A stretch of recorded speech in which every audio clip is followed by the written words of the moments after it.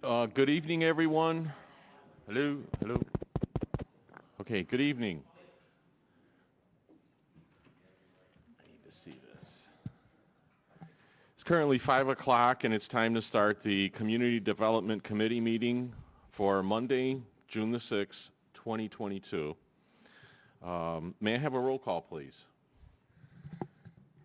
Chairman Rivera. Present. Alderman Moiseo. Alderman Florian. Present. Alderman Hayes. Present. Alderman Turner. Present. Thank you. I need a first and a second for the approval of minutes for the May 2nd, 2022 regular meeting. Make the motion. Okay, motion by Alderman Florian, seconded by Alderman Turner. All in favor? Aye. Any opposed?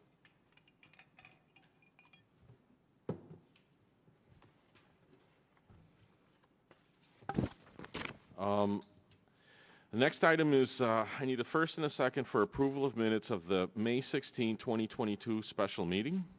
Make the motion. Motion by Alderman Turner, seconded by Alderman Florian. All in favor? Aye. Thank you. Aye. Anyone oppose? No, sir. Thank you. Okay, the next item is audience time. We have anybody from the audience that would like to talk to about anything that is on the current agenda. Okay.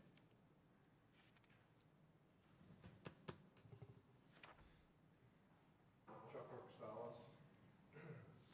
I believe I sent an email with the PowerPoint presentation, but I won't go through the whole presentation. But we'd like to just get across to this committee and the environmental portion of the committee too, that we have some major public safety and health issues. Mr. Rextalis, could you pull the microphone up a little bit higher? Okay. I just want to make sure that the VOP is getting in. I'd just like to point out on the 10-page slide, basically, we've drafted some letters that the mayor and the city council could sign and send to the state and federal officials. We would encourage that to take the federal and state folks to take more action than they've had in the past regarding ETO and coal ash in Waukegan. Also, we had a set of questions that I provided Alderman Hayes to ask Medline. I also have those questions in the deck. I would suggest the Medline Advantage be invited to this committee forum and have them answer those questions on the record. We also had an issue at the state level that they don't seem to think that both coal ash ponds at the coal plant in Waukegan here need to be capped or need to be removed. They want to cap one in place. My concern is obviously that if it's not removed, we're going to have some groundwater contamination at some point. We also are looking for this committee to basically integrate the land use plan that was developed with zoning, and we would like to have that be dictating any building permits that are issued from the city to do that. I would just say the rest of the presentation, I had talked to Alderman Rivera in the past. We talked about some action items. We have some action items in here for the committee, suggested action items to take up. We also have on page 6 of the slides, we have very specific ethylene oxide issues that we spelled out, 5 bullets that address the Waukegan area, but this certainly is an issue for Lake County. We're getting warehouses being built and expanded without any control from zoning or the city council. Things are, certainly need to be controlled with land use within the city. And then the last page I have on here is an example of the Chicago ordinance where they integrated their land use with their zoning ordinance. And Mr. Chairman, that's 3 minutes. Let him finish. We can do it now, or you can wait till we go back to the, No, I would allow him to continue. thanks. Yeah, I would just say that this the ordinance, sample ordinance that I put in the package, it kind of gives a guide of how Waukegan can integrate their land use and zoning together. And then on the very last page, as you know, Willowbrook was shut down because of the pollution, the ETO pollution in the past. And I would just kind of laid out the difference between Willowbrook, the average home price, $236,000, and the average home price in Waukegan, $128,000. So I don't want to say this is a income issue or a poor versus richer community issue, but something has to be done to control the expansion of ETOs, and the coal ash ponds need to be cleaned up here. And if the state is not going to take action, the city needs to use their home rule powers to make sure that NRG cleans those coal ash ponds as well. So that's all I have. I provided a handout for everybody. I'm happy to take any questions that you guys have. Thank you very much, Mr. Rextalis. Thank you. Thank you. Thank you, Chuck. Can I just make a real quick comment? Mr. Rextalis, thank you very much for this. Maybe at subsequent meetings, we can kind of dive into the different bullet points and action items and kind of talk through these, because there's a lot of information here, and thank you for compiling it for us. So it might be more helpful at subsequent meetings to bite off pieces of this and dive into it a little bit deeper. And happy to do that. I just try to lay out some areas that would be, actionable for this committee to take. In not only ETO, but certainly you've got the lead pipes. You've got a big story here that needs to be addressed from a whole city perspective. And I would just say that some of these things in here, may be an approach to take. I think the very first slide, slide number 2 here, kind of identifies there's a letter to the EPA, federal EPA, and the state senators. We've drafted a couple of examples of that. That's something the city can do. And then, integrating the land use plan with the zoning would be the important item here. So. Great. Thank you very much, sir. Thank you. Any other audience time? Yes.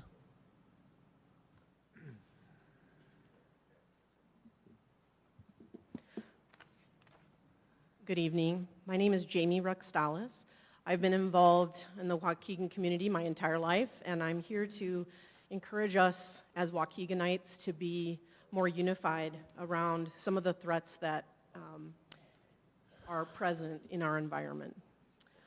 We know our history. We know we're at part of the cleanup process right now with the coal plants. We're very fortunate that that's happening, but we still recognize that there are dangers of allowing companies to pollute our water, our air, and our land.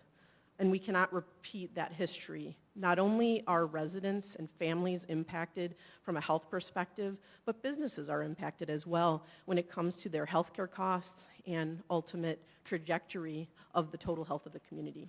So we need to take action as a unified group. As we've discussed in the past, ethylene oxide is a known carcinogen and a mutagen, and it's classified by the International Agency for Research on Cancer. So it's a known carcinogen and a mutagen. It presents an invisible threat to our public safety and our health. It is colorless, odorless, and highly explosive. ETO exposure does cause breast cancer, lymphoma, leukemia, non-Hodgkin's lymphoma, multiple myeloma, stomach cancer, brain tumors, pancreatic cancer, miscarriages, and other illnesses. So think about all the folks you know, and we got to think about how we can do some damage control going forward. So let's think about risk. The EPA says that 1 in a million is deemed safe in terms of air pollution. 100 in a million is considered actionable by the EPA for cancer risk. Let's take an example of some of the readings that have been present in the past in Greenbelt Forest Preserve. Greenbelt Forest Preserve showed 10 micrograms per cubic meter. If you multiply that times the actual actionable rate, which is 0.02, you see that Greenbelt Forest Preserve had 500 times the actionable cancer risk according to the EPA. But at that time, nothing was done. That means that we were at 50,000 times the safe limit. That means we were probably somewhere way above 200. We were somewhere at 200 in a million or more. So when we look at the air toxics results from the US EPA from 2017, those are the latest results that they have shown.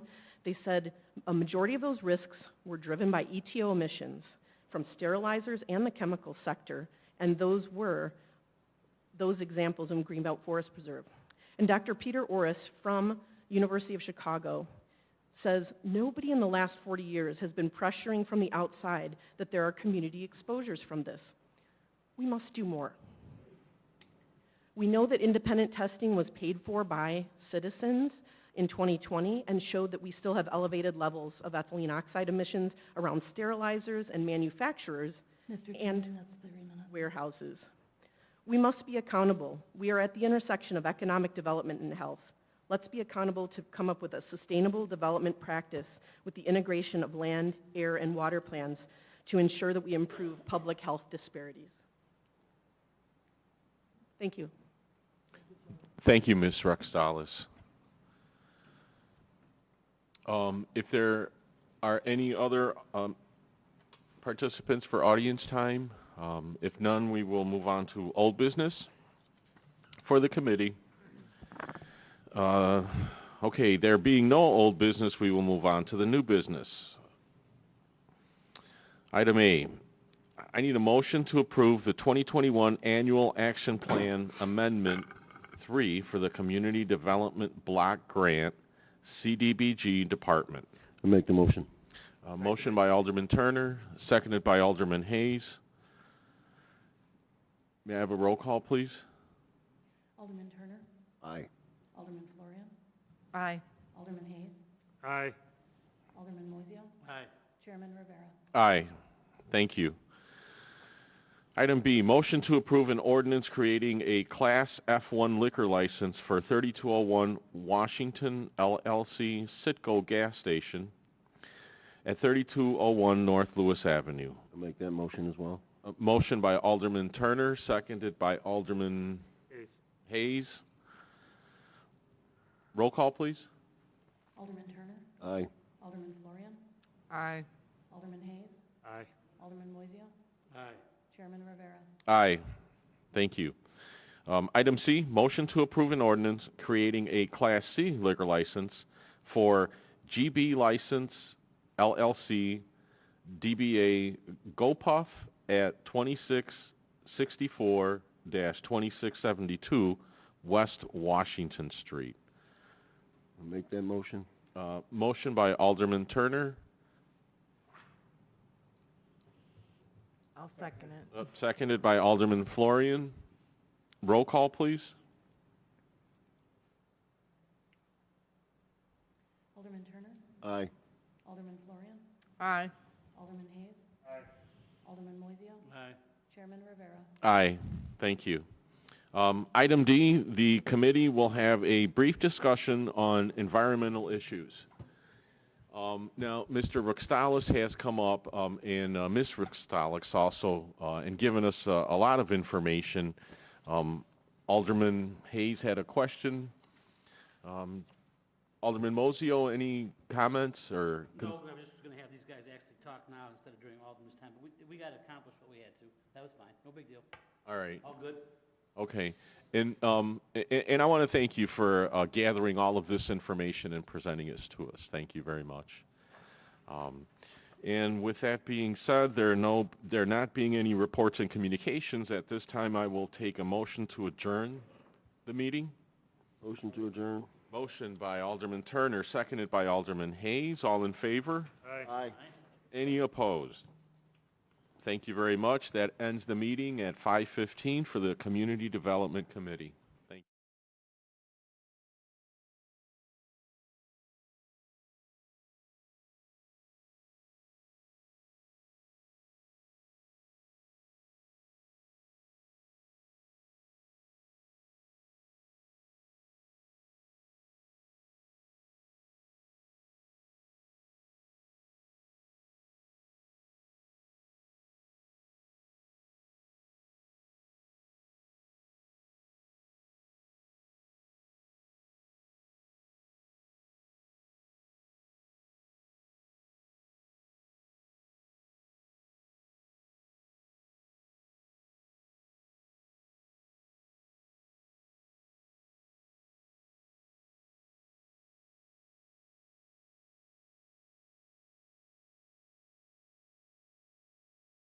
Yep.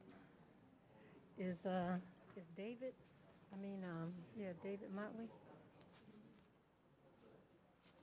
Alderman Moiseo.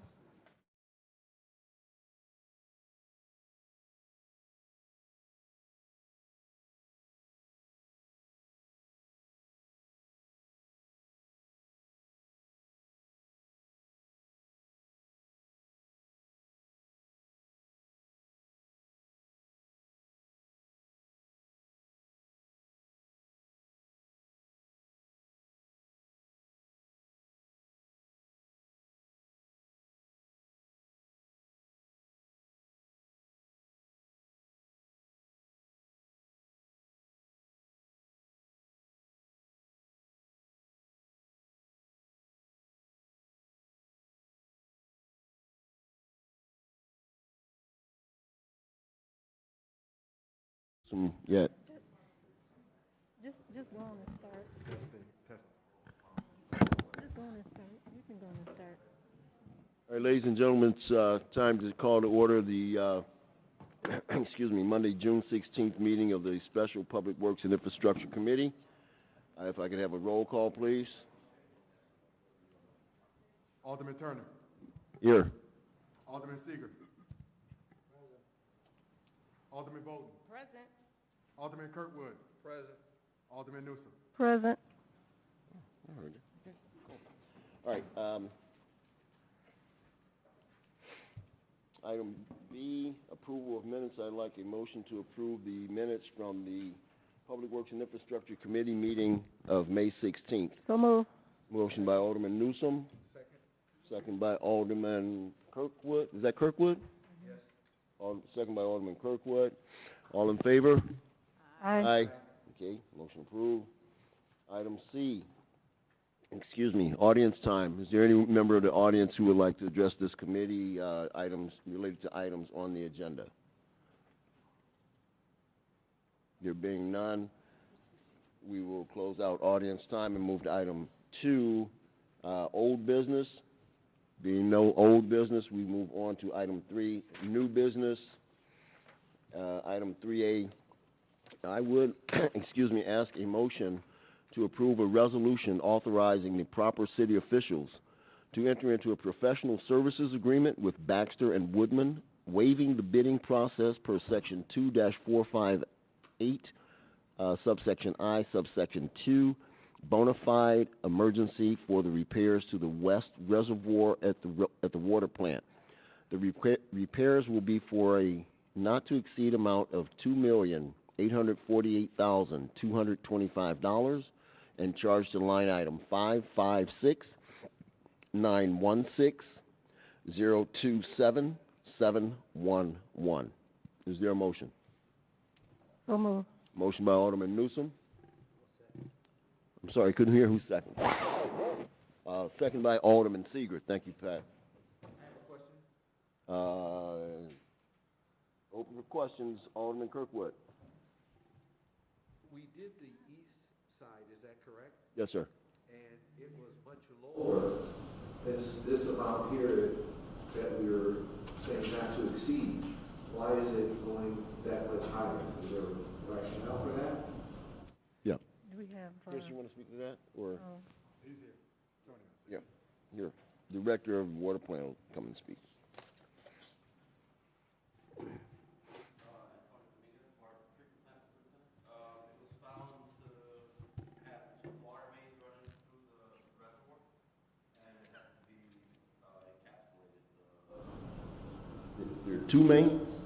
Two water mains that are Wow. running through, yeah, so they have to encapsulate each section where there's joints.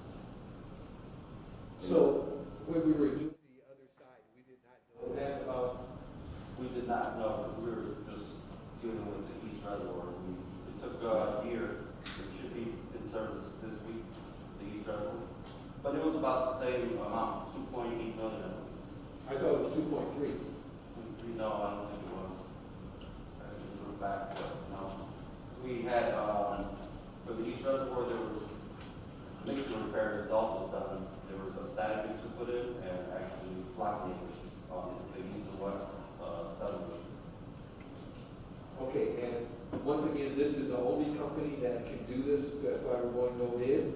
We did our RFQ, I believe it was 2 years ago, and we had three engineering companies, and we chose them to do the east. And also, They're- sorry, go ahead, sir. they're still there now doing work, so we kind of figured. They're still on the, there after the remnants are closing out the east reservoir, and additionally, this is identified as a bona fide emergency, and that's what allows us to waive in the bid procedure. Anything else, Alderman Kirkwood?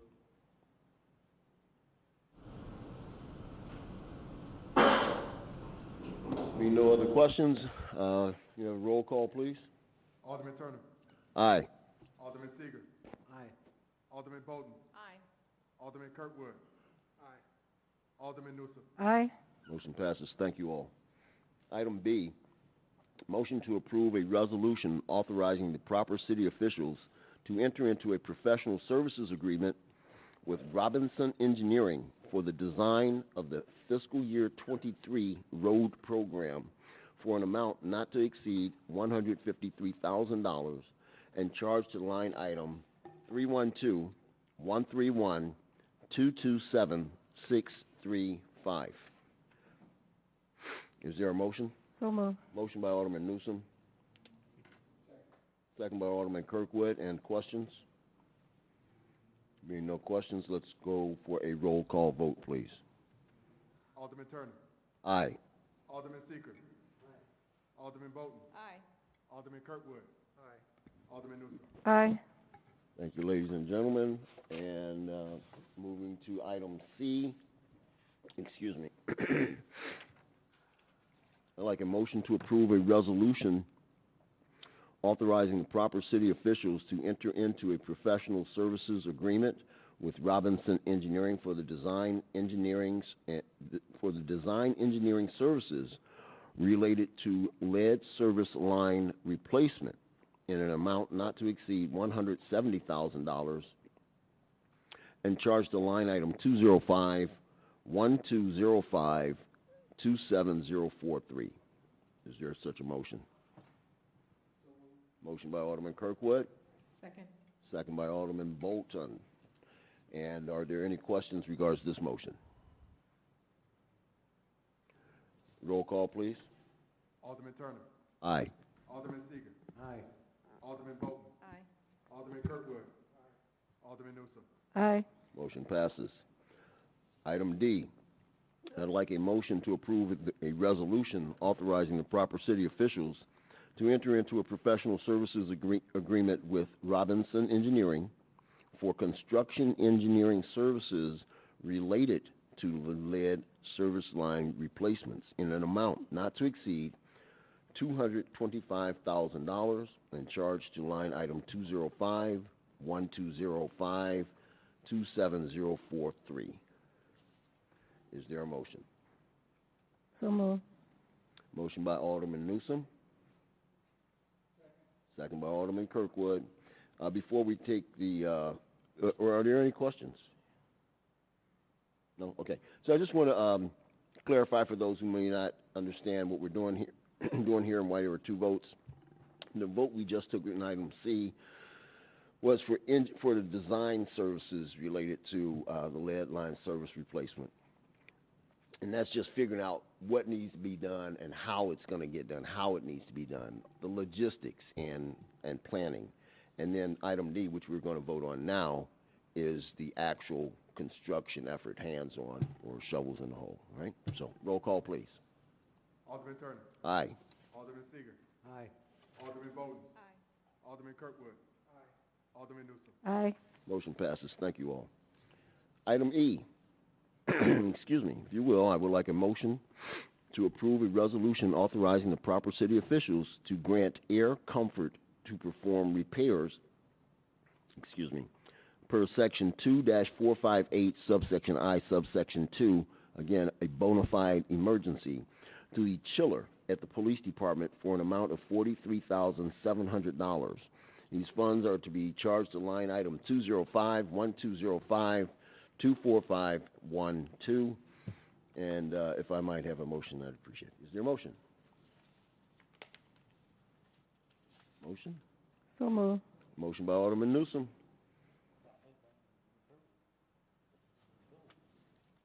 May I have a second? Second by Alderman Bolton. Thank you.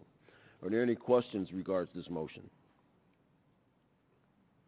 All right, just for clarification and audience awareness, the chiller at the police department needs emergency repairs. The unit is not functioning properly as 3 out of the 6 compressors have blown out, and there is a bad circuit. This will not be going out to bid, as this is being handled as a bona fide emergency per section 2-458 subsection I subsection 2. 3 quotes were obtained with the Air Comfort being the lowest quote for $43,700, and these funds will be charged again to line item 205-1205 24512. Roll call vote, please. Alderman Turner. Aye. Alderman Seager. Aye. Alderman Bowden. Aye. Alderman Kirkwood. Aye. Alderman Newsom. Aye. Motion passes. Thank you all very much. Item 4, there are no reports or communications. Actually, there is. I just want to point out that, as previously discussed in this committee meeting and in a council in my alderman's comments, we talked about speed humps and speed bumps and traffic control and such down at the lakefront. So bottom line is, with the onboarding of our new lakefront coordinator, she did have the Public Works Department put up barricades in that southwest parking lot at the beach because they were down there doing donuts and drag racing in the lot and whatever else they were doing. So we eliminated that. They can't do that anymore. And then with the speed humps, speed bumps, I had suggested as part of my pilot program for the speed humps that we do speed bumps down on the access road between the entry gate to the beach and that parking lot. And those were put in place last week, and they have had a significant impact, as expected, in slowing traffic along that access route. So kudos to Public Works Department and all who played a role in that, including Lisa May in heading up the lakefront coordination. All right, so then, adjournment. I'd like a motion to adjourn. So move. Motion by Alderman Newsom to adjourn, and seconded by Alderman Kirkwood. All in favor? Aye. Aye. All right, we are adjourned. Thank you. We are.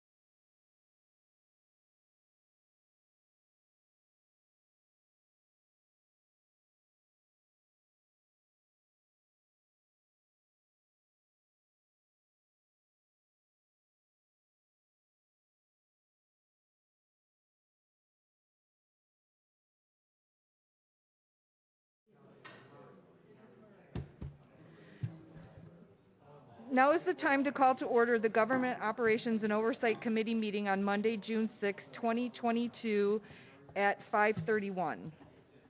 Roll call, please. Meeting. Alderman Florian. Alderman Florian. Present. Alderman Bolton. Alderman Newsome. Present. Alderman Rivera. Present? And Alderman Turner. Present. You have a quorum. Thank you, ma'am. Are there any public comments for this meeting? Okay. I need a first and second motion to approve the minutes for the Government Operations and Oversight Committee meeting held on May 2nd, 2022. I'll motion. Thank you. Second? Thank you. All in favor? Aye. Aye. Any opposed? Thank you. We'll move on to new business. I need a first and second motion to approve an FLSA Section 7G Memorandum of Understanding to modify the collective bargaining agreement by and between the City of Waukegan and the Waukegan Police Benevolent Labor Committee Unit Number 42 for voluntary off-duty assignment during the 2022 Ravinia Festival. I'll motion. Second. Thank you. Any questions to this motion? Yes, ma'am. What is FLSA? It's the Fair Labor Standards Act. Thank you. All right. That's it. Tamika's on it. On it. Any other questions? Okay, roll call, please. Alderman Bolton. Alderman Bolton. Alderman Bolton? Alderman Bolton? Alderman Newsome. Aye. Alderman Florian. Aye. Alderman Turner. Aye. And Alderman Rivera. Aye. Motion passes. Thank you, ma'am. Item B, I need a first and second motion to approve an FLSA Section 7G Memorandum of Understanding to modify the collective bargaining agreement by and between the City of Waukegan and the Metropolitan Alliance of Police for voluntary off-duty assignment during the 2022 Ravinia Festival. I'll motion. I second. Thank you. Any questions to this motion? I just have a comment. I had asked in reference to this, I know there were complaints about our officers not having enough officers in the city, and so why should they be serving in Ravinia? But I understand that's additional to that. Is that correct, attorneys? These are all Here comes committee. Chief Zupek. Yeah, turn his mic on. That's on. No. Yes, ma'am. We have blackout dates that we put in our schedule where we know we're going to struggle with having enough officers to staff the city and the special events. Hence the 4th of July parade, the 4th of July fireworks, Scoop the Loop. Those are dates that we will not be down there. These are dates that we can help them because they asked us, and they've been asking us for this for probably 12, 13 years at least. But yes, when we are having staffing issues in the city, we do not go out of park. Thank you. Thank you, Chief Zupek. Any other questions? Okay, roll call, please. Alderman Turner. Aye. Alderman Newsome. Aye. Alderman Florian. Aye. Alderman Rivera. Aye. And Alderman Bolton. Aye. Motion passes. Thank you, ma'am. I need a first and second motion to go into closed executive session to discuss pending and imminent litigation pursuant to Section 2, subsection C, subsection 11 of the Open Meetings Act. Make the motion to go into the executive section. Close. I'll second that. Any questions to this motion? Roll call, please. Alderman Bolton. Aye. Alderman Newsome. Aye. Alderman Florian. Aye. Alderman Rivera. Aye. And Alderman Turner. Aye.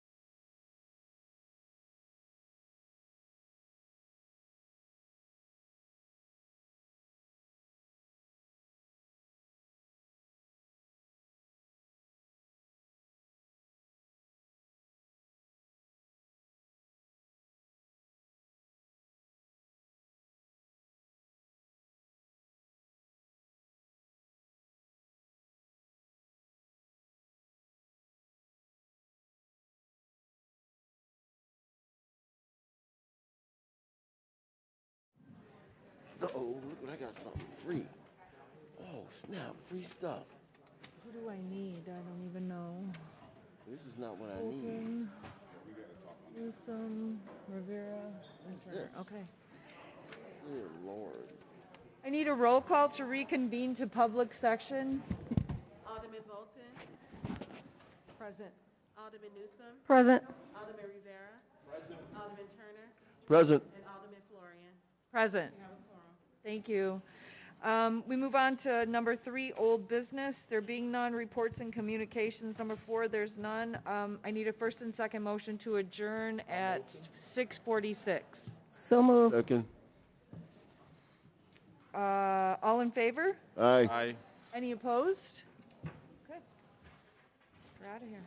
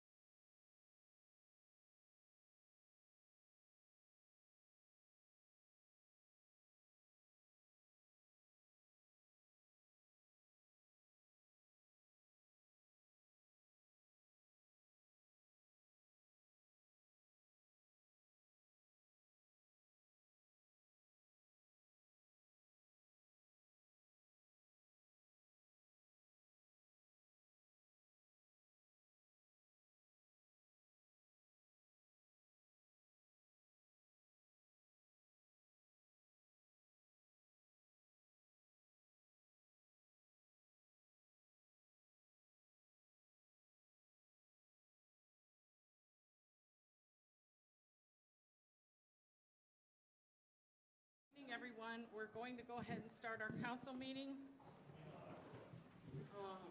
Roll call, well, we're starting at 7:03.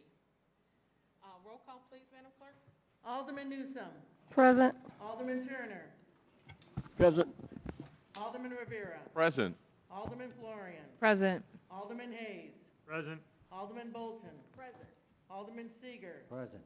Alderman Mozio. Present. Alderman Kirkwood. Present. Mayor Taylor. Present. You have a quorum, ma'am. Thank you. Next, we'd like to do the invocation by Pastor Hernandez from Luis del Mundo Church. For those of you who don't know, they just moved onto, it's not Glen Rock, the door is on the opposite side, but it's off of Glen Rock. Chapel. Yeah, in the old Latin Pentecostal chapel.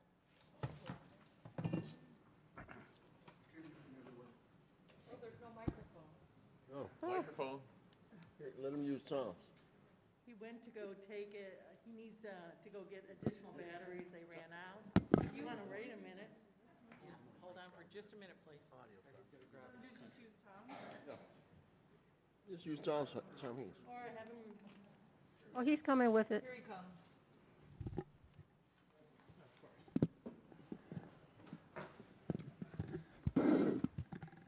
Test, test. Thank you, David. Good evening, everyone. My name is Misael Hernandez. I am grateful to the council and to Pastor Isias Campos of the Light of the World Church for allowing me to come before you this evening. I am also a pastor of the Light of the Church, which held, as you were listening, the dedication ceremony for its newly acquired 100-year-old temple in Ward 4. I want to take this opportunity to thank all the members of this council who honored us at the ceremony with your attendance. We are committed to continue working with the community at large to make this the best community possible, for we are but one community. Honorable Mayor Taylor and honorable members of the City Council, distinguished guests, and members of the community, it is my honor to be invited here tonight to deliver the invocation of this council meeting. Let us bow our heads. Heavenly Father, as we begin this evening, we kindly ask, tend our plea before you. As a man once asked of you, give us wisdom and knowledge. May that blessing be bestowed on all present here today, and may all hearts be guided with justice and peace. Give us unwavering strength so that we may overcome all obstacles that may arise with dignity and responsibility for all. Guide the hearts and minds of this body, which has been given the honor and privilege to govern and make decisions for the benefit of all. Entrust it to set forth actions that will have effects for years to come. Guide all that come before them. May their pleas be heard respectfully, and your supreme wisdom guide this body to make the best and most righteous choices. Bless the mayor, all of the Waukegan City Council, and let them have a heart to be of service above self. Bless all those who work in this council and all those in this building, including those who guard our safety and well-being. We ask you not forget this community, but show your mercy and goodwill to all with abundance of peace, love, and unity. Spare them the grief that too many other communities are experiencing. Let your light truly shine brightly with all. Lord, grant these provisions of thy bounty, so graciously given and thankfully be received. Amen. Amen. Thank you very much. Thank you. Please stand for the Pledge of Allegiance. I pledge allegiance to the flag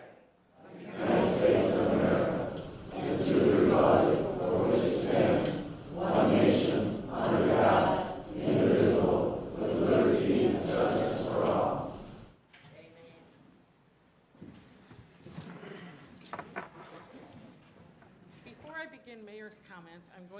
up a couple of speakers first.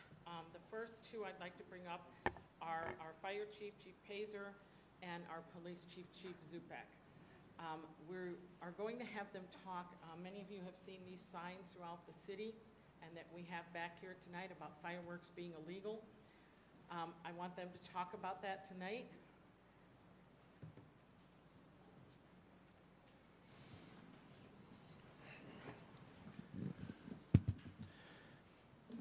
Thank you, Mayor Taylor and council members, for allowing me to speak to the audience and citizens of Waukegan on this important topic.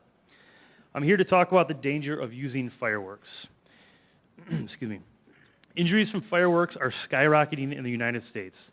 Last year, almost 16,000 people were seen in the emergency room due to injuries caused by fireworks, and there were 18 deaths. The most common types of injuries include burns, contusions, fractures, and lacerations. Aside from the obvious injuries, people are also at risk of loss of hearing, elevated blood pressure, risk of heart attack, lack of sleep, and mental impairment.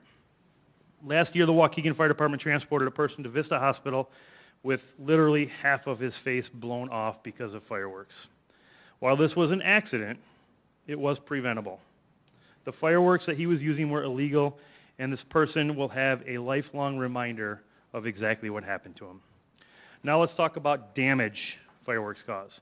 According to the NFPA, which is the National Fire Protection Agency, there were 19,500 fires in the United States started by fireworks last year. This includes 1,900 structure fires, 500 vehicle fires, and 17,000 outside and other type fires.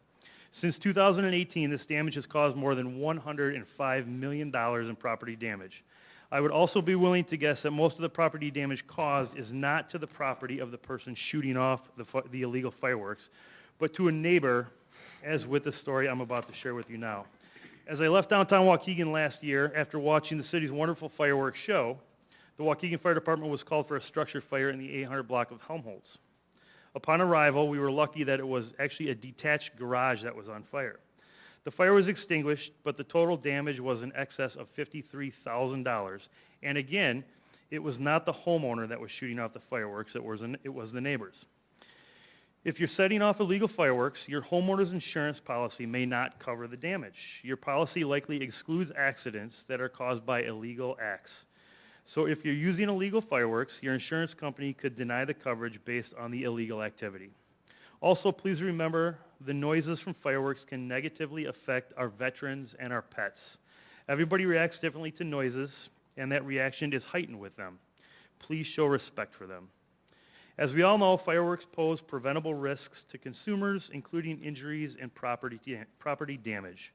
What they also do is put an unnecessary strain on responding fire department units and emergency rooms who are called on to deal with these incidents. Thank you very much for your time.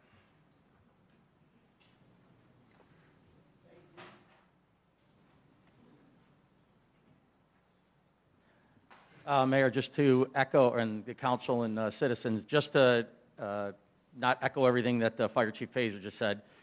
We obviously have had a social media and education campaign on fireworks right now. We're going to continue that campaign. We're going to do everything we can to try to avoid enforcement of fireworks by writing citations. However, we will.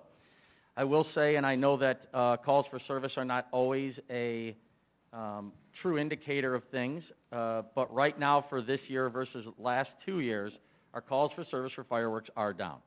Maybe people are starting to listen, maybe it's the weather, but we will continue that campaign, and those of you that know that someone is using illegal fireworks, please call us, we will come out. Two other things, Mayor, briefly here to discuss tonight. I know obviously there are many citizens that are concerned with the amount of gun violence, shots fired and shootings in the community. I am here to assure the council and the members of the community that the police department is still continuing to throw every resource that we can at this problem. We, unfortunately, fortunately for some of us, but unfortunately for the way the trend is right now, we are on record pace to seize firearms in the city of Waukegan for the year 2022. So I'm just here to assure the council and the community members that we are continuing to aggressively attack that problem in the city. Now, with that said, talking about throwing resources at a problem, the Waukegan Police Department on last Thursday began accepting applications for police officer. They will be open towards the end of July. You can go to the city website. There's a QR code there. The applications are all online. 20 years of age to 35 years of age, U.S. citizen, high school diploma, GED, and be of good moral character. We want you. There are lots of residents here tonight. I ask that you please pass that message along. We often hear, and rightfully so, that many of our members of our community ask that our police department represent our community. That is exactly what the police department wants. Please send people that you know to us to apply. We need good applicants. We need Waukegan applicants. So please send that along, if you could, please. If you are not quite ready to be a police officer, but you have interest in the police department, very shortly we will be putting out applications for police auxiliary. We have added this role to the police department, and you're asking what is police auxiliary? Police auxiliary is, they do a variety of roles. They are your parking ticket enforcement people. They do motorist assist. They complete accident reports. They do vacation house checks. They do administrative duties at the police department at City Hall. So if you're not quite ready to be a police officer, if you're not sure if you want to go that route, if you want to see what it's like to work in a police department, the police auxiliary spots will be coming open hopefully within about a week. So please keep your eyes open for that. 18 years old, U.S. citizen. Thank you, Mayor. Thank you. I just want to say that the fire department is also, they have applications out until Thursday, July 7th. Do you want to expand on that, Chief? Thank you, Mayor. Yes, we are hiring right now. We have our test out, as Chief Zupek said. Our test is out right now. We also have a QR code listed on the website. Same parameters as the police department. You have to be 20 years of age up to age 35. There is a physical agility, there is a run, and then there's a written test, and then you're placed on a list. We are short of people, amazingly enough. There aren't as many people testing for the fire department as there used to be, so we would love anybody and everybody that is willing to apply. So please fill out an application. We'd love to have you. Thank you. Thank you very much. Many of you have noticed that, you know, one of the things that happened when I came into office is everybody said, let's clean up the city. So we're cleaning up the city. And some of you are not going to be happy that we're cleaning up that city because you've probably seen a massive increase in citations. So I'm going to have our building commissioner come up and talk about that. But I will tell you, we used to average about 600 inspections per month. Last month, we reached 1,850. So we are out there working, and it's thanks to this gentleman right here. Go ahead. Good evening, Mayor, City Council, citizens. First of all, like the mayor said, when I came into office in November, beginning of November, we were averaging about 600 inspections a month between 9 inspectors. The number now is up to 1,800 with 8 inspectors. One of my inspectors is out for the last couple months. So we have been doing a full going around property by property and looking to make sure that all the properties meet the property maintenance code, which includes the easiest part would be grass, garbage, inoperable vehicles, but we also, houses that need painting, that need fixing of the roofs, the gutters, and all that. So we have been doing that systematically throughout the city. We also do have, for people that are having issues getting their items fixed, the CDBG department is also available and offers grants to everybody who qualify for the grant to get all these items fixed. So we are trying to help the citizens as well. A lot of people say 30 days, I can't do some of the stuff, it's raining, it's cold. If they reach out to our inspectors, to myself, or to the supervisor, we do offer a little extension, whether it be 15-day, 30-day, whatever they would require to get this done. We're hoping to get all the stuff done before the cold hits again, and then we have to wait another 6-7 months to get the work done. Does anybody have any questions for me? Well, yes, sir. Can you speak about the website that you forwarded us? And I guess it will be available to the public? So there will be a website available to the public to apply for permits. There is a site right now to apply for permits, but the one we're making available that we showed the alderman and the mayor will be available. You apply for your permit, it automatically goes into our system, and the process begins. Right now we have a system where you apply, it gets printed out, and then our secretaries have to put the permit into the system. So that takes a few days between the time you apply and it goes into the system. So there has been a slight delay with that, but other than that, I mean, that's in the portal that I shared with you will show for anybody where all the permits are throughout the city. And as far as any reported code violations? That will not be available on the portal. That's, if you have any questions, or if any of you have any questions about that, you're welcome to call us and we will give you, yeah. Thank you. Yeah, because that will be available to the public, and I don't want to share all the information with everyone, yeah. But people can they can report their neighbors basically and say, hey, my neighbor's doing something. It would automatically get put into the system and it would start the process for that. Thank you, George. You're welcome. I Thank have you. a question. Yes. In reference back to the CBDG grant, where do they go to apply for that? So that would be on the 3rd floor, which is right next to the building department. And they would talk to one of the CDBG representatives, and I think they have a staff of 5, plus the director. Now, this is a grant, not a loan, because I've had someone If they say this is a loan. if they qualify, if they're under a certain income, and I don't remember the numbers for the income, forgive me, it would be a grant. If they're a little above that it would be a loan. So, but they'd have to pay that back. Thank you for qualifying that. I think I'm sorry, there was a question here, asked how much was a loan? I believe they can go up to $30,000 depending on what the violations are and what needs to be fixed. Yeah.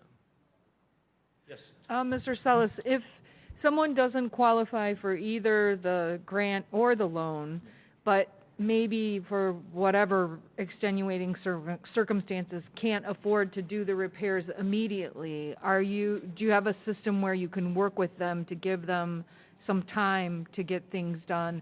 I know someone in particular who has some pretty extensive repairs that need to be done, and they don't have the money right now to do it. They just paid their property taxes, and so. So as long as they're working with us, we're willing to work with them. A lot of people have called me and they've said, you know, you wrote me up for this, I have garbage and whatever, and I said, well, clean up the garbage, let's start somewhere. So let's start with the smaller items and we can move our way up, and I'm happy to work with them and to do whatever I can to help the citizens. We're just trying to make sure that all the items do get completed. Thank you. Thank you, Mr. Sellis. All right, thank you, Mayor. I will remind all the aldermen, I guess they're having a harder time hearing us, so if you could speak close to the mic tonight. Next, as you know, many of you, there's all kinds of events happening right now, and I want to make sure that everybody understands what our licensing is about in terms of getting your vendors on board and all of that. So I'm going to have Sean from Finance talk to us about that, so that everybody hears the same information and what our fees are and what is required. Hello, good evening, Mayor and Alderman, and to the community. We're here to highlight the application process for special events. I have Ms. Chiquina Price right next to me. She's our special events coordinator. The first step is for our applicants to apply online no later than 30 days before the event. Once the online application and required documents are received, that application and the attachments are sent to the reviewing departments. Okay, sorry. Mask off, Sean. Oh. Okay, so the first step is for applicants to apply online no later than 30 days before the event. Once our team receives the online application and the required documents, the application is then forwarded with the attachments to the reviewing departments, which includes the fire department, planning and zoning, police department, public works, risk management, building department, and the licensing department. These documents include the site plan, certificate of insurance, the master vendor list, as well as the payment. Any questions that are asked by the reviewing departments are then relayed to the applicant. Once answers are received on the special event,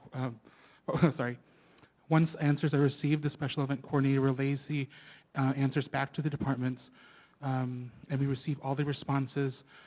We collect all those responses and present them to the mayor's office. Once all the questions and answers are received, all the departments have sent final responses. They're all forwarded to the mayor's office for the final decision. Once we receive that decision from the mayor's office, we then contact, through our special event coordinator, the emails, via email, the approval or denial of the application. If you look on the packet that we presented before you, we also have this packet in the back. On the next few pages, we highlight what we send to our vendors, which is the event vendor information form. So on this form, we have the first portion of the event vendor information form is for the organizer themselves. We highlight what information is required for each of the vendors that will be at the event. Then the bottom portion where it says attention vendors, that highlights the website, the website link where they can apply to be a vendor for the event. It also highlights the information that's required from the vendors and for, so should they need a business license or anything else. This form is also available in Spanish, and all of this is available once the application is received by our team. We forward the event information to the vendor. We have forwarded the event vendor information to the applicant in both English and in Spanish. And then on the next page, we have, not the next page, sorry. We also on our website, we have the special event checklist. This can be downloaded by the applicant. It's to help them assist the applicant through the process. So the checklist highlights things like, are you submitting, it has questions like, are you submitting the special event application at least 30 days prior to the event? It asks, do you have a site plan?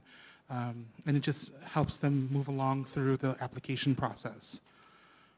We also have online our special events frequently asked questions. So if any of the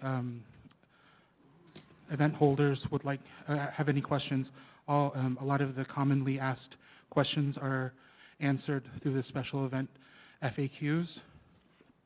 And then lastly, on our webpage, we also have the list of the cost of the application. We have the fee schedule, which is based on anticipated attendance, or if the event has liquor, or if the event is a nonprofit organization. And that's it. Do you have any questions? I have a question. Yeah. Yes. Alderman Bolton? Alderman Bolton? Oh, sorry. Yes, I know it's 30 days in advance, but is there a grace period? There can't be less than 30 days because what most of the public doesn't understand is that we don't just come up with these 30 days for no reason.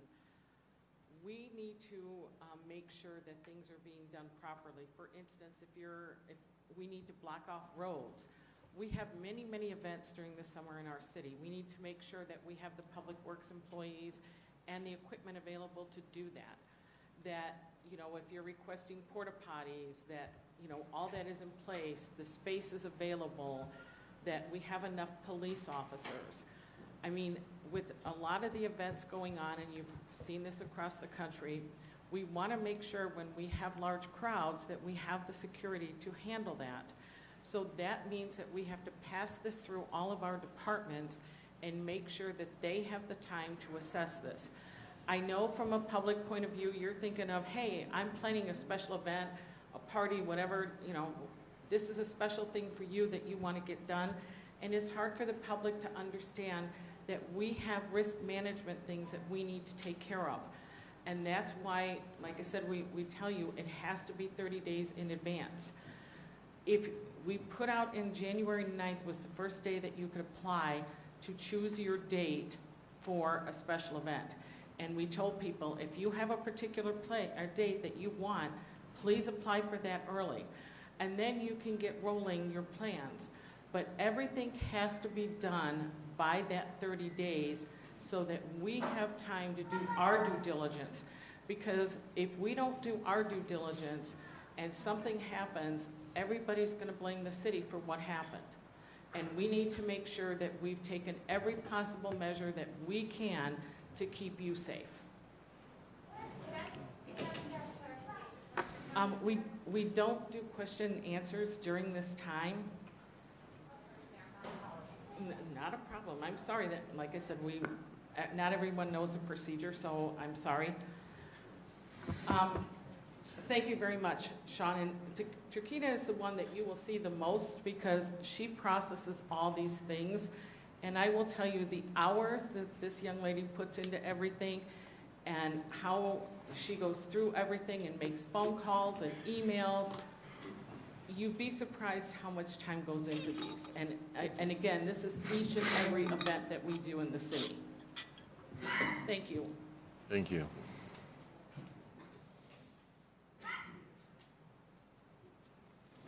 So leading into that, I'm going to talk a little bit about farmers market because there's been a lot of information put out on Facebook, not necessarily correct information. Some of the fees that they said we were charging, all the protocols that we were doing were not correct. But that's Facebook. We can't rely on Facebook to get accurate information. What I will say is the information that we were expecting 30 days ago should have been on May 11th. We have not received certain information, and I can tell you what that information is. We did not have a confirmation of the site plan. We did not have insurance certificates. We did not have, we didn't have a master vendor list or porta potty information, which is very important when you have these events. Now, having said that, let me just back up on this a little bit. You know, everybody is upset that we're not having this event, and I appreciate that. But what I really want us to do is work as a community. Main Street does not have a lot of volunteers, and their executive director does a lot of work in this community. But like many organizations, whether it be Main Street, Exchange Club, Chamber of Commerce, we need volunteers. I hope that every single one of you that reached out to me to talk about the farmers market, and those of you that come tonight, will allow me to pass on your names to Main Street. Because this is not an event that you do by yourself. There's a lot of moving parts with having a farmer's market. There's no blame in any of this. We've got to work through things, and there's a lot of obstacles in it. But you know what? The only way things ever happen is when we act as a community. And we don't beat each other up on Facebook, but we work together and accomplish our common goals. So that's what I'm hoping will come out of this, if nothing else, that we get volunteers. You know, I heard a lot of people comparing to other communities like Libertyville.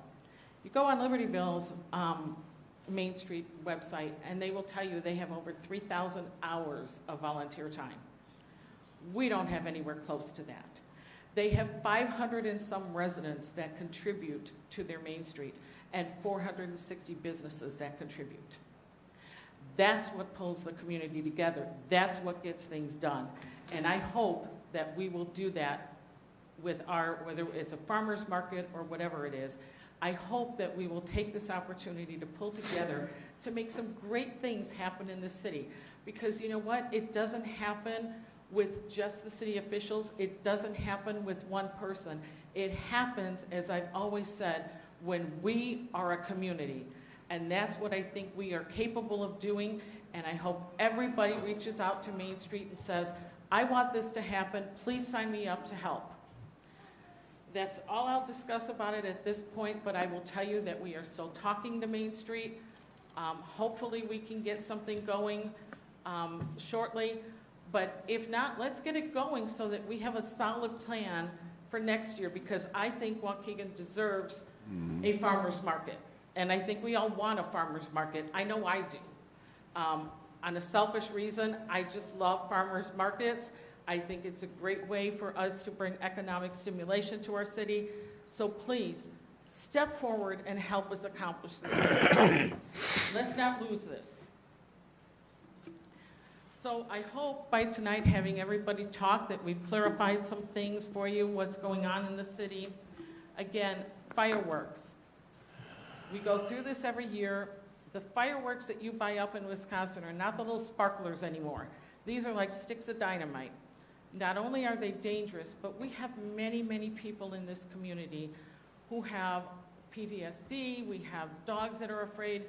Please think about other people. We have a wonderful fireworks display again this year.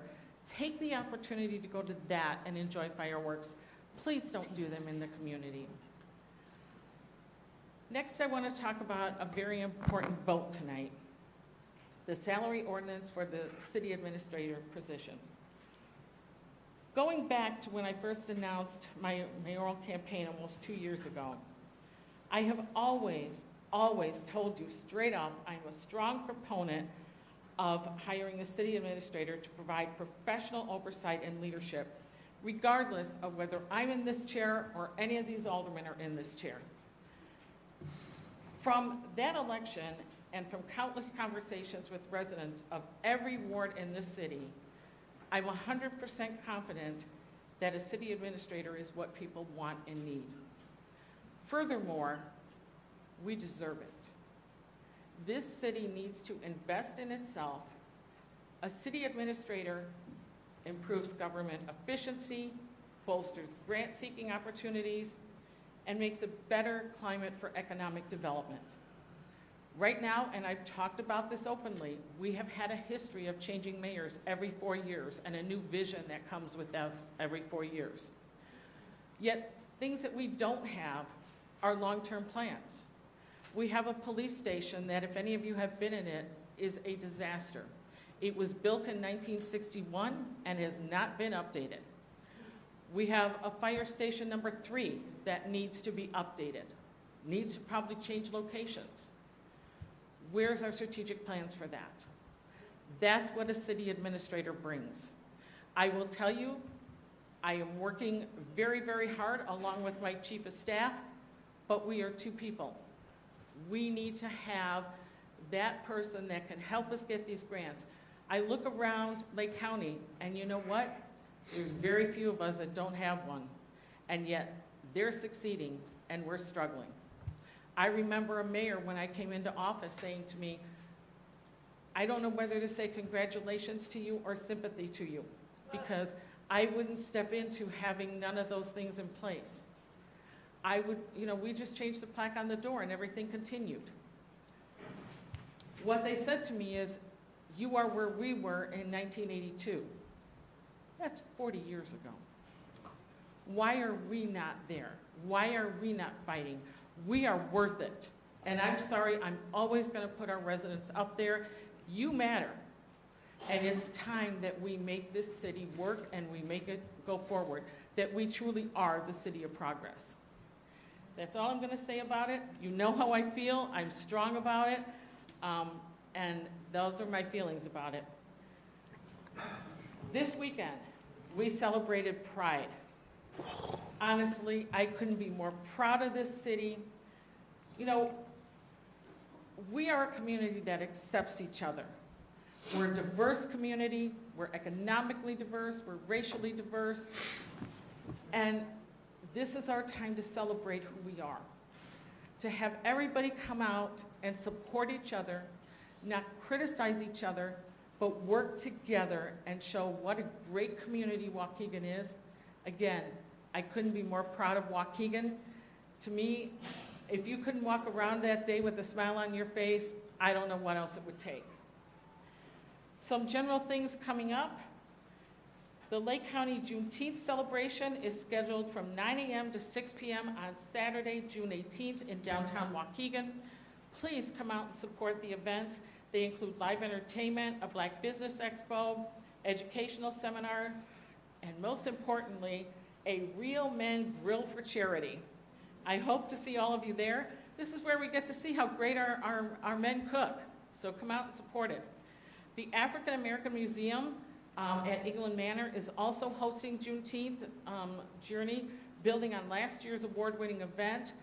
A guided bus tour of important and historical African American sites throughout Lake County runs from 10 a.m. to 4 p.m. on June 18th, and you can reserve free tickets online at Eventbrite by searching for Juneteenth Journey. June is also Men's Health Month for Father's Day. You see some of us up here wearing blue. Waukegan Township and Hero Marketplace and the Community Works are partnering to host a men's roundtable discussion from 11 a.m. to 12:30 p.m. on Friday, June 17th. The event's free and open to the public and can be attended in person at the Hero Marketplace, which is 141 South Genesee Street, or online. You can visit WaukeganTownship.com for virtual meeting details. Summer is really kicking off in full force right now, and if you didn't go this last Friday, the Waukegan Public Library is back to doing its concert series. It's a great day, great event to get on a Friday afternoon. Who doesn't want to go down there and have lunch and see the concert? So please take advantage of some of these things. The Waukegan Park District is offering free yoga at the beach. They're back scheduled to doing this. Learners of all levels. So you can be a beginner or you can be the most advanced, but go down there from 8 to 9 on Saturday mornings in June at the Steiner Pavilion at the Waukegan Beach, and you can also call 847-782-3300 for more information. The Summer Band Concert Series are back starting Tuesday, June 21st at 7:30 at Steiner Pavilion. And last but not least, Art Walk will be having a walkthrough pop-up on Saturday, June 18th at 5 p.m. So you're down there all day for Juneteenth, stay for Art Walk. And remember, our beaches are open. We now have beach rangers down there. We have some food vendors down there. So we have more happening at our beach this year than we've had. The weekend of Memorial Day, that Monday, we had 897 out-of-state residents that enjoyed our beach. So Waukegan does have a lot to offer, and please take advantage of these opportunities and enjoy our city. Thank you very much. Madam Clerk? Thank you. We have a few proclamations, and we're having trouble with our mic. Can you hear me? Yes. Okay. The first one is June is Pride Month in Waukegan. Whereas our nation was founded on the principle of equal rights for all people, yet the fulfillment of this promise has been long in coming for many Americans. And whereas the city of Waukegan cherishes the value and dignity of each person and appreciates the importance of equality and freedom. And whereas all are welcome in the city of Waukegan to live, work, and play, and every family in any shape deserves a place to call home where they are safe, happy, and supported by friends and neighbors. And whereas the lesbian, gay, bisexual, and transgender community is an integral part of the cultural landscape in Waukegan, and whereas the diverse LGBTQ+ community contributes to the academic, economic, artistic, and social foundation of the city, and whereas communities across the United States and the world designate June as a month to commemorate the Stonewall riots that occurred in June 1969, which are widely recognized as a catalyst for LGBTQ+ rights movement. And whereas the landmark Supreme Court decision of 2015 guaranteeing marriage equality in all 50 states was a historic victory for LGBTQ+ Americans, and continues to affirm that we are all more free when we are treated as equals. And whereas the city of Waukegan remains committed to protecting the civil rights of the LGBTQ+ community in an effort to help eradicate prejudice and discrimination and foster a better sense of understanding and compassion to all residents and visitors. And whereas the city of Waukegan embraces Pride Month as an opportunity to celebrate the harmony in which we coexist. And whereas the city of Waukegan recognizes the significant impact, direct investment, and the pride in Waukegan by the LGBTQ+ community. And now therefore be it resolved that Mayor Taylor and members of the City Council of Waukegan, Illinois, do hereby proclaim June 2022 as Pride Month, to recognize the ongoing efforts and continuing contribution of the lesbian, gay, bisexual, and transgender communities in our city and beyond, and encourage all residents to respect and honor our diverse community and celebrate and build a culture of inclusiveness and acceptance. Adopted this 6th day of June, 2022.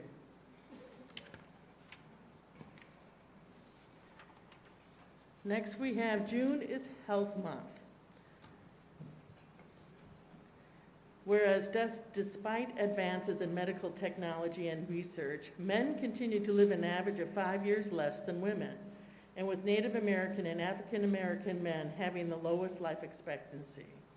And whereas COVID-19 variants continue to spread across the country, with the Centers for Disease Control reporting that males are more likely to die from this coronavirus.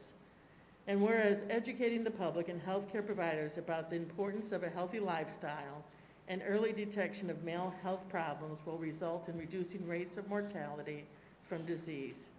And whereas men who are educated about the value that preventative health care can play in prolonging their lifespan and their role as productive family members will be more likely to participate in health screenings. And whereas fathers who stay connected to their children and maintain a healthy lifestyle are role models for their children and have happier, healthier children. And whereas Men's Health Network worked with Congress to develop a national men's health awareness period as a special campaign to help educate men, boys, and their families about the importance of positive health attitudes and preventative health practices. And whereas the Men's Health Month website at menshealthmonth.org features resources and information as well as events including Wear Blue Day on the Friday before Father's Day, which this year is June 17th.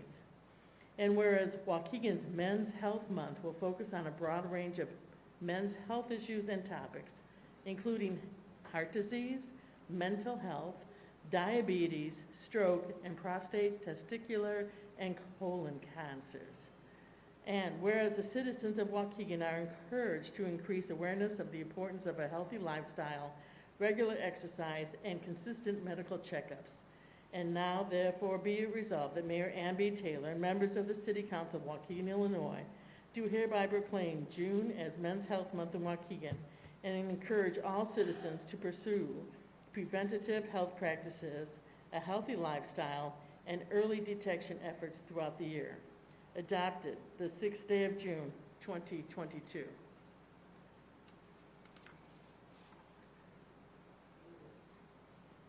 Now we have June 19th is Juneteenth in Waukegan.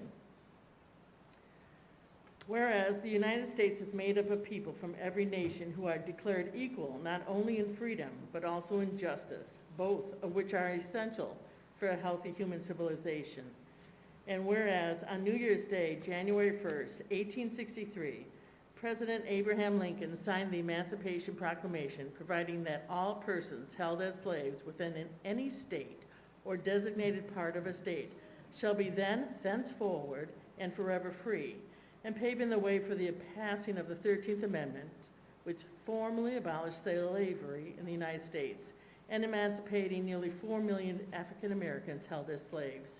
And whereas word about the signing of the Emancipation Proclamation was delayed by 2.5 years to June 19, 1865, in reaching authorities and enslaved Americans in Galveston, Texas, leading to the naming and celebration of Juneteenth. And whereas the city of Waukegan celebrates our diversity and unity by taking part in and promoting Juneteenth, also known as Emancipation Day, Black Independence Day, Jubilee Day, and Freedom Day. And whereas the city of Waukegan realizes the weight of Juneteenth and pledges to continue the work of equity and justice while recognizing the human capacity for healing and hope across our community and beyond. And whereas this year's celebration of Juneteenth was made more special by the recognition of its important significance in our history by now being established as both a state and federal holiday. And whereas Juneteenth is one of the highlights of the summer seasons of celebrations in Waukegan. And now therefore be resolved that Mayor Ann B. Taylor and members of the City Council of Waukegan, Illinois, do hereby proclaim June 19, 2022 as Juneteenth to recognize the historic and ongoing contributions of African Americans in our city and beyond, and encourage all residents to respect and honor our diverse community, help eradicate systemic racism, and celebrate and build a culture of inclusiveness. Adopted the 6th day of June, 2022.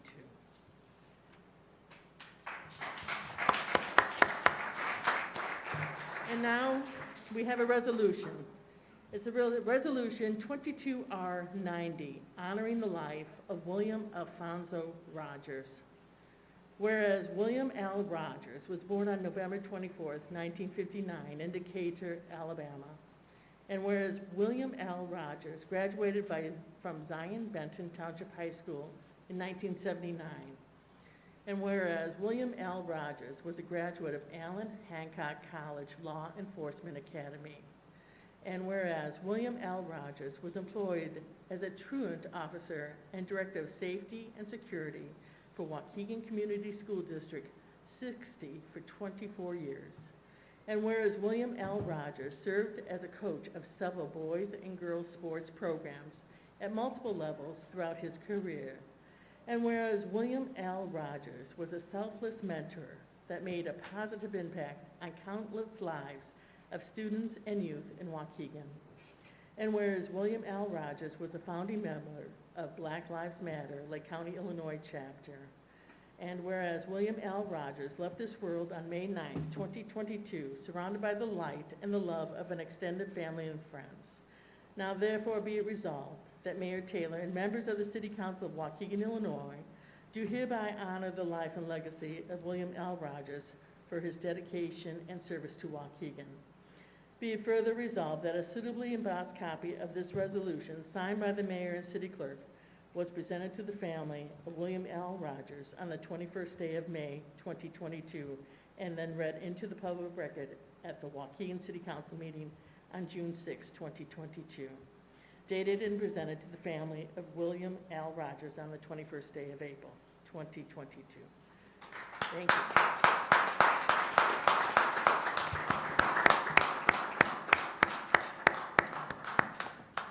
Now we're going to go into public audience time.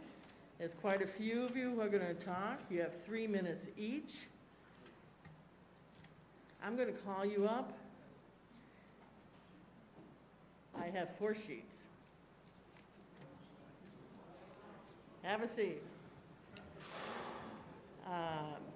I'm going to call you up in groups of 5, and then I would like you to go ahead and line up next to the podium. Just line up. The first group of 5, Josephine Jose, Martha Padilla-Romas, Nancy Scarabosa, Daniel Mantis, and Dave Masterson. Josephine Jose, Martha Padilla-Romas, Nancy, I think it's Barbosa, Daniel Mantis, and Dave Masterson. 3 minutes. State your name. Are you Josephine? Yes, I am, miss. Go ahead, Josephine. Hello, Mayor. My name is Josephine Jose, and Oh, my apologies. Hello, my name is Josephine Jose, and I am asking about the safety of someone that I know that lives close to Brookside campus. They have experienced basically daily drug dealing. They've watched it, and I'm also wondering if the police chief, why they had taken down the camera, the security camera that was installed in their neighbor's house. But yeah, wondering how they could become safer. When you say take down a camera, was it? It was put up by the police.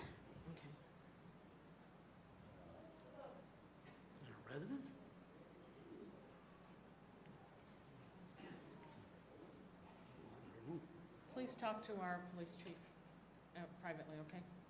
Okay, thank you so much. Thank you, Josephine. State your name, please. Nancy Scarbosa. As stated in Attorney Joseph Morinsky's January 5th, 2002 letter sent to the city, Mr. Onan is requesting that the existing ordinance 22-035 be amended to reflect the current use of the 58 units as rentals. As a practical matter, a grandfathering clause would preserve the property rights of the individuals and businesses currently renting their units, and also preserve the property rights of individuals and owners who follow the city's original ordinance. Therefore, I propose the following grandfathering wording.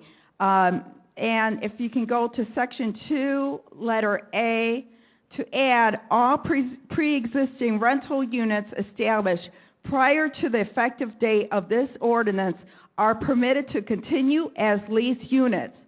All other units will all be owner-occupied in perpetuity at the discretion of each individual owner. Number B, the change I propose is after the wording, the owner-occupied restrictive feature of the development and the grandfathering of pre-existing rental units established prior to the effective date of this ordinance. So that, and you might have received a handout that shows this proposed grandfathering wording and Mr. Onan's proposed wording, which was probably submitted to all the aldermen here. And so that's my proposal, so they can preserve both the rights of the renters and preserve the rights of the city's individuals and owners in the original ordinance. And thank you so much. Thank you. Ms. Martha? By doing what was mentioned by my sister right now, it would remain, by a grandfathering in, it would be allowed to continue as it is. And so in that way, all the rental units that were established prior to the effective date of this ordinance are permitted to continue as leased units. No other change would occur. And the units that are being owner occupied presently by us would be at the discretion of each individual owner. And so that would make it easier for this to occur. And the section 3, I don't know if you want me to pass it out to you.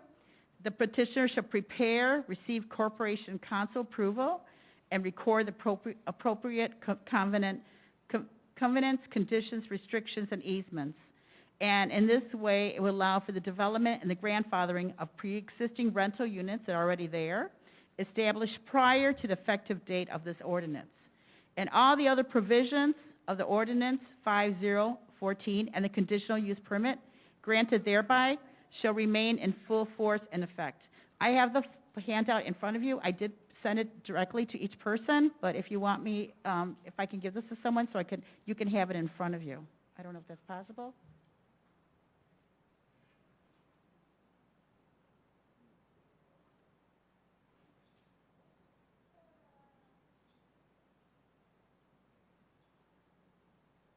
Thank you. Thank you, Martha. Daniel Mathis? Hello, Mayor and Council. Thank you for having me.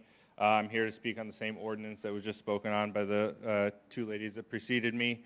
I don't know what was passed out or what the proposed changes were, but I'm here to speak in favor of the resolution to get rid of the owner-occupied ordinance and to allow for rentals. A few points, thank you. Obviously, I can't read this now. This matter has already passed the City Council once, but for a technical issue due to notice. In May, there was a handful of owners that appeared. All acknowledged that rentals have been there for years. None expressed concern with the issue of renting in the building or sought to enforce the owner-occupied restriction. The only concern was that there would be management of the building and talk of deconversions came up, which is not what is taking place now. All the rights of the owners in the building would exist as they do tonight, should this ordinance be modified and rentals allowed. One other thing that has not been discussed is, in addition to my client, I'm the real estate broker for Jim Onan, who owns 58 out of 74 units. There are a handful of other units in the building that rent their units. So there's a question of what would happen to those individuals who own one unit, probably became landlords by accident, and what are their remedies to continue to rent their unit and protect their investment. All we're asking is that the city allow for rentals and that this be passed. I would hope that it would be non-confrontational. So I thank you for your time, and I ask for your support in changing that ordinance. Thank you. Thank you. Dave Masterson. Hello, I'm speaking about the same issue. Basically, I live there in the building at 3370 West Brook. We suggested the grandfathering clause as opposed to the amendment submitted by the owner of the building, Mr. Onan. As a practical matter, a grandfathering clause would preserve the property rights of individuals and businesses currently renting their units. And it would also preserve the property rights of the individual owners who follow the city's original ordinance. In other words, basically, we wouldn't have to fear being deconverted by a new owner of the building. That's what we're worried about, basically. We're not saying it's happening, but we want to be proactive instead of reactive. I don't know how the city gets behind condo owners in situations like this, but we have a motto here that claims Waukegan to be the city of progress, so I hope that you take this to heart and set a standard for protecting this part of your citizenry, the property tax-paying citizens who are condo owners. Thank you. Thank you. I'm going to call the next five: Jose Guzman, Clyde McLemore, Nathan Hintz, Jim Domiano, and Charlie Pitts. That's Jose Guzman, Clyde McLemore, Nathan Hintz, Jim Domiano, and Charles Pitts. Mr. Guzman? Good evening, Council, Mayor. I'm a resident of the city. I'm here because a couple of things. First of all, I want to tell everybody that election time is going on for your county board members.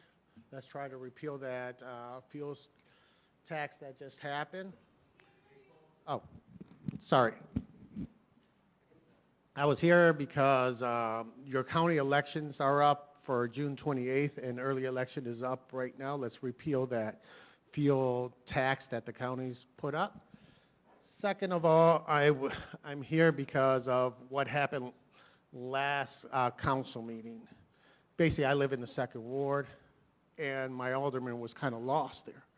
He voted and then changed his vote. So, I mean, let's make up our mind. I'm not saying it wasn't a right to change the vote, because I thought it was, but it should be only one time, and nobody else should be advising or anything on what the ward has to be done. Third of all, I want to thank this lady who came over to my business, and she was hearing me complain about the whole, what I was going through, and she said, very happy to come around. And she said, I'm very happy that you're still here. I said, very happy I am too, but I might go bankrupt. You know what she does? She pulls out a $50 bill and puts it in a tip jar. I'm like, no, thank you. But that was very appreciated. Where's the camera? I want to say thank you to you, and if you're watching, God bless. Thank you very much. Thank you. Thank you, Mr. Guzman. Clyde McLemore.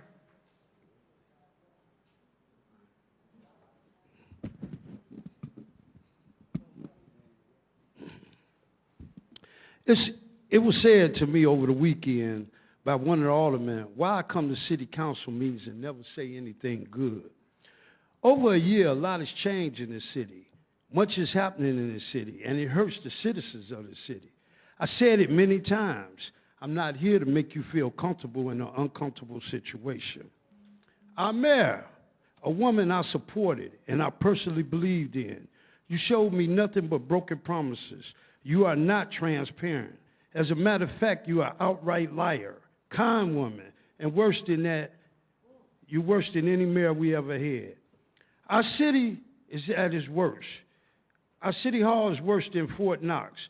The police be sitting at the front desk and all because you're afraid of black and brown people, which are 80% of the residents. I personally have better access to the Capitol in Washington, D.C. than I have at City Hall. Today, you want to approve a salary ordinance, sneak in a city administrator while giving George Bridges, chief of staff, almost 30% increase, and your secretary, who is retiring, 6 to 8% increase. When Mayor Cunningham asked for chief of staff, you and Alderman Lisa May voted against it. Despite that, the city and the residents voted for you, hired a chief of staff with no experience, paying him the previous mayor, paying him more than what the previous mayor was making. So let's get it straight. You hired chief of staff for over $125,000. Your campaign manager at $108,000. Lisa May with $100,000. Your husband practically worked here, and now you want us to approve a city manager, a city administrator at $250,000 to run a day-in-day operation. Isn't that what George Bridges was to do? Isn't that what the highly paid department head is supposed to do? What exactly are you going to do? And why the hell did you run for mayor if you don't want to do the job? As I said before, many residents agree you are not the person you led us to believe you are. You are biased, racist, and outrageous a snob. Instead of trying to change the city to fit your standards, it would be easier for you to step down and run for office in Libertyville, Vernon Hills, and allow us blue-collar, low-class Waukegan residents to determine our own fate. Aldermen and residents, I hope you vote down this salary ordinance and tell the mayor that we are not stupid and that she doesn't have a messaging problem, but she has a character problem. Thank you. Nathan Hintz.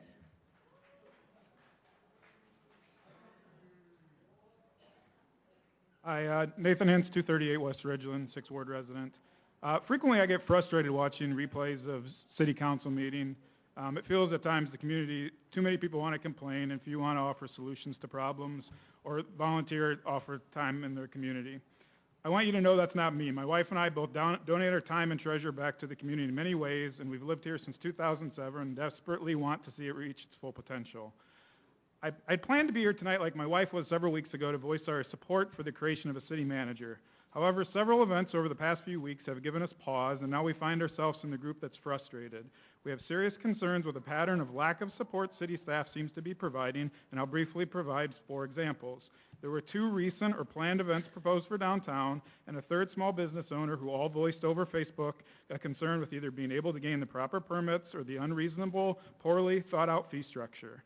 Our downtown is far from thriving. It's disheartening as a resident to think that city staff is not doing everything possible to help these events or small businesses succeed. While I'm sure there are 2 sides to all of these 3 stories, I saw no response until tonight. In fact, there was complete silence from the city on Facebook. Transparency of what happened, even if it's on Facebook, is important. My last example is a bit more personal. We recently planned a new retaining wall and fence in our backyard, a pretty simple project. And while I acknowledge some things from the city tonight on ordinances, it took 4 weeks for the city to review and approve this permit, and the cost included fees by functions that just don't make sense to me.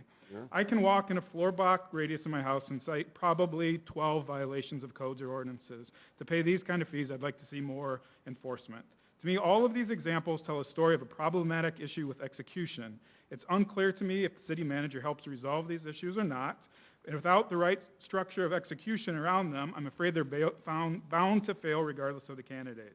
I said I dislike when people just come up to complain, so I'm offering tonight a few suggestions to all of you, our elected officials, who are compensated by the citizens to voice and ensure the overall city staff execute as expected.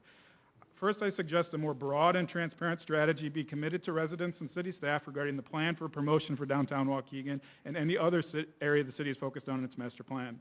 Second, I suggest the city implement some metrics transparent to all residents to show how different functional groups are performing and that the managers of those areas be held accountable for performance against these metrics. Third, I suggest for those of you expressing concern over the financial aspect of hiring a city manager to reconsider. I think that's short-sighted. If the mayor has figured out a way to balance the budget with this position in place, it's no longer a financial issue. But thinking more long-term, we have to suggest that we focus on ensuring the right structure is around this individual so they're set up for success and their goals and responsibilities can be transcended across administrations as they're elected in and out. Without stability and structure, the value to us citizens is far from its full potential. Last is more directed to everybody in the community, especially those here tonight who voice the concern. While elected officials in front of us are those we hold responsible frequently when there's an issue, make sure you're part of the solution yourself as well. Thank you, Mr. Hintz. Thank you. Jim Domiano. Hey, I'm Jim Damiano, and I would like to ask that camera to stop making me look so fat on YouTube. I'm really tired. Not that big. I know, right? But that's on purpose. Mayor Ann Taylor may be surprised that I'm going to support something that you said earlier, but from a different perspective and spinning off, where you at? What Clyde just said. And I looked at your backgrounds. No one here has ever run, what's the budget roughly? $250 million. None of you have actually run a $250 million company. None of you have run a 450 employee company. I hate to say it, I have more business experience than many of you, and no way in hell I would do this job. We need of course nobody would vote for me. We need a city administrator here. And one of the concerns brought up, and I'm going to paraphrase Greg, and it's only off of a Tribune article, but you brought up the cost. And Clyde brought up salary. Look at the payroll. It's not just a couple of people making six figures. A lot of people here make six figures. And here's your money. Forget fire and police. Leave them alone. We don't touch their money. But if you take everybody else, which is primarily administrative jobs, and you do a 0.5% pay cut, $5 to $20 a week, that's $200 grand for a city administrator. I feel like that person on late night TV. For just $5 a day, you can have a city administrator. Look at my puppy dog eyes. But you're right. The money's there. But your payroll, man, y'all got it. Not you guys. You get paid like nothing. It's a part-time job, and I feel bad for you. You're paying people a bunch of money. And then look at what the average Waukegan person earns. Ooh, that ain't good. And I'm begging you, hire somebody from outside of Waukegan. Hire somebody who has life experience. Hire somebody who's worked for other cities. It's great to be proud of this city, but if you live in a little cave and never see anything else, you can't grow. You can't be the city of progress. Get some crazy person like me who's lived in other places and has new and fresh ideas. I don't want to work for the city. I have enough crap to deal with, okay? But you're right. You never thought I'd come up here and do that, did you, right? But you're right. You need a city administrator. I appreciate the head shakes about where we're at as a city and the experience to get somebody who can run a big, what are we, 9th, 10th in the state? Make this happen. And I guarantee you, if y'all do that, I'll stop complaining about my piddly little problems because they'll take care of them. Rock on. Thank you. Mr. Charles Pitts, you're next. Mr. Charles Pitts.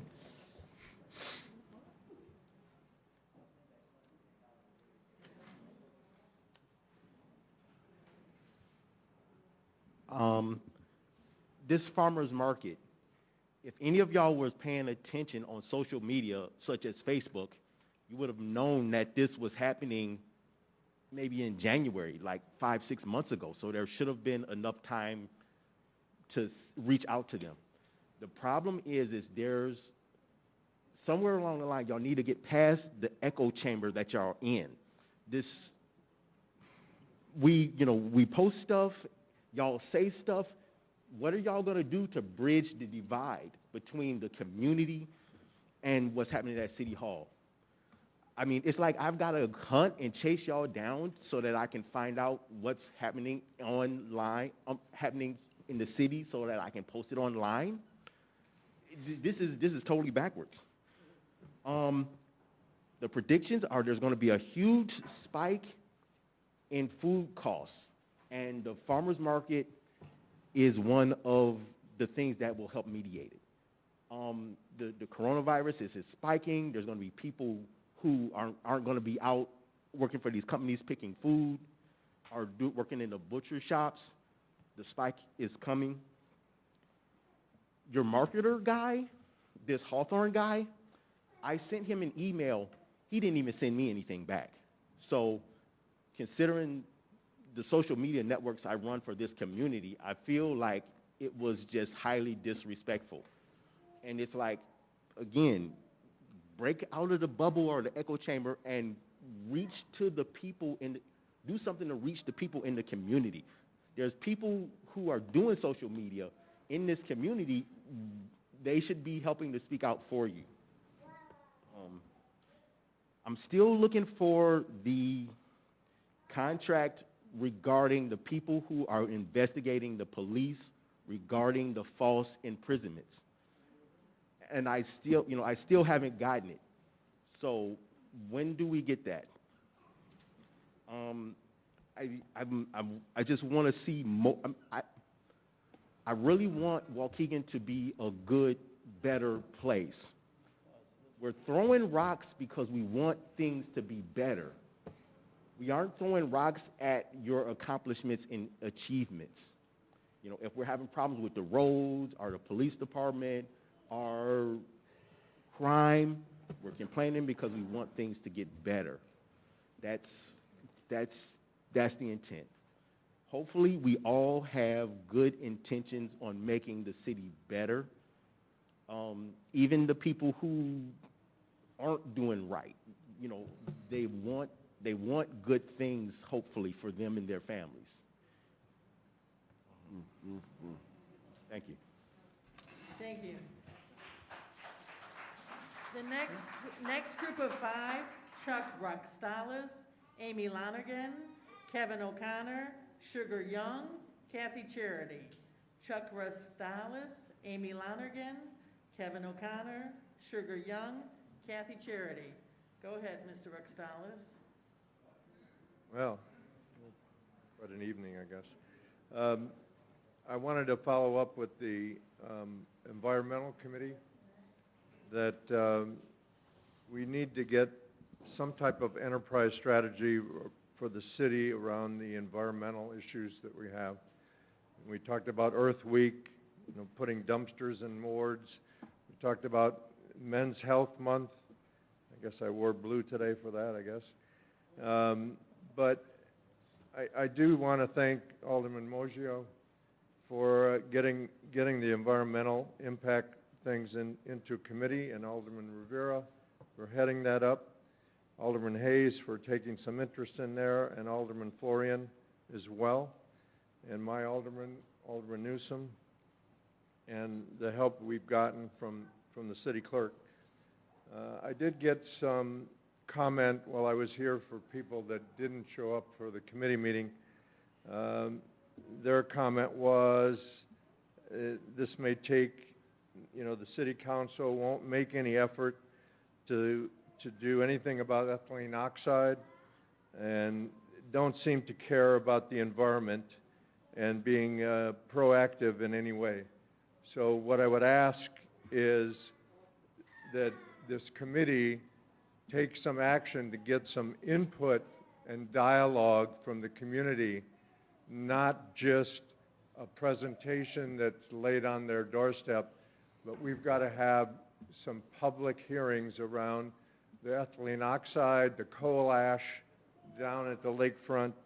We're talking about shootings in the neighborhood. We're talking about air quality that's killing people. So let's get some action items out of that committee, Alderman Rivera, that we can come in and provide more than 3 minutes of input to that committee. Thank you. Thank you. Amy Lonigan? Madam Mayor, honorable council members, and citizens in the community, my name is Amy Lonergan. My address is 128 Northwest Street, Waukegan, Illinois. I'm an attorney at Finn & Finn Limited.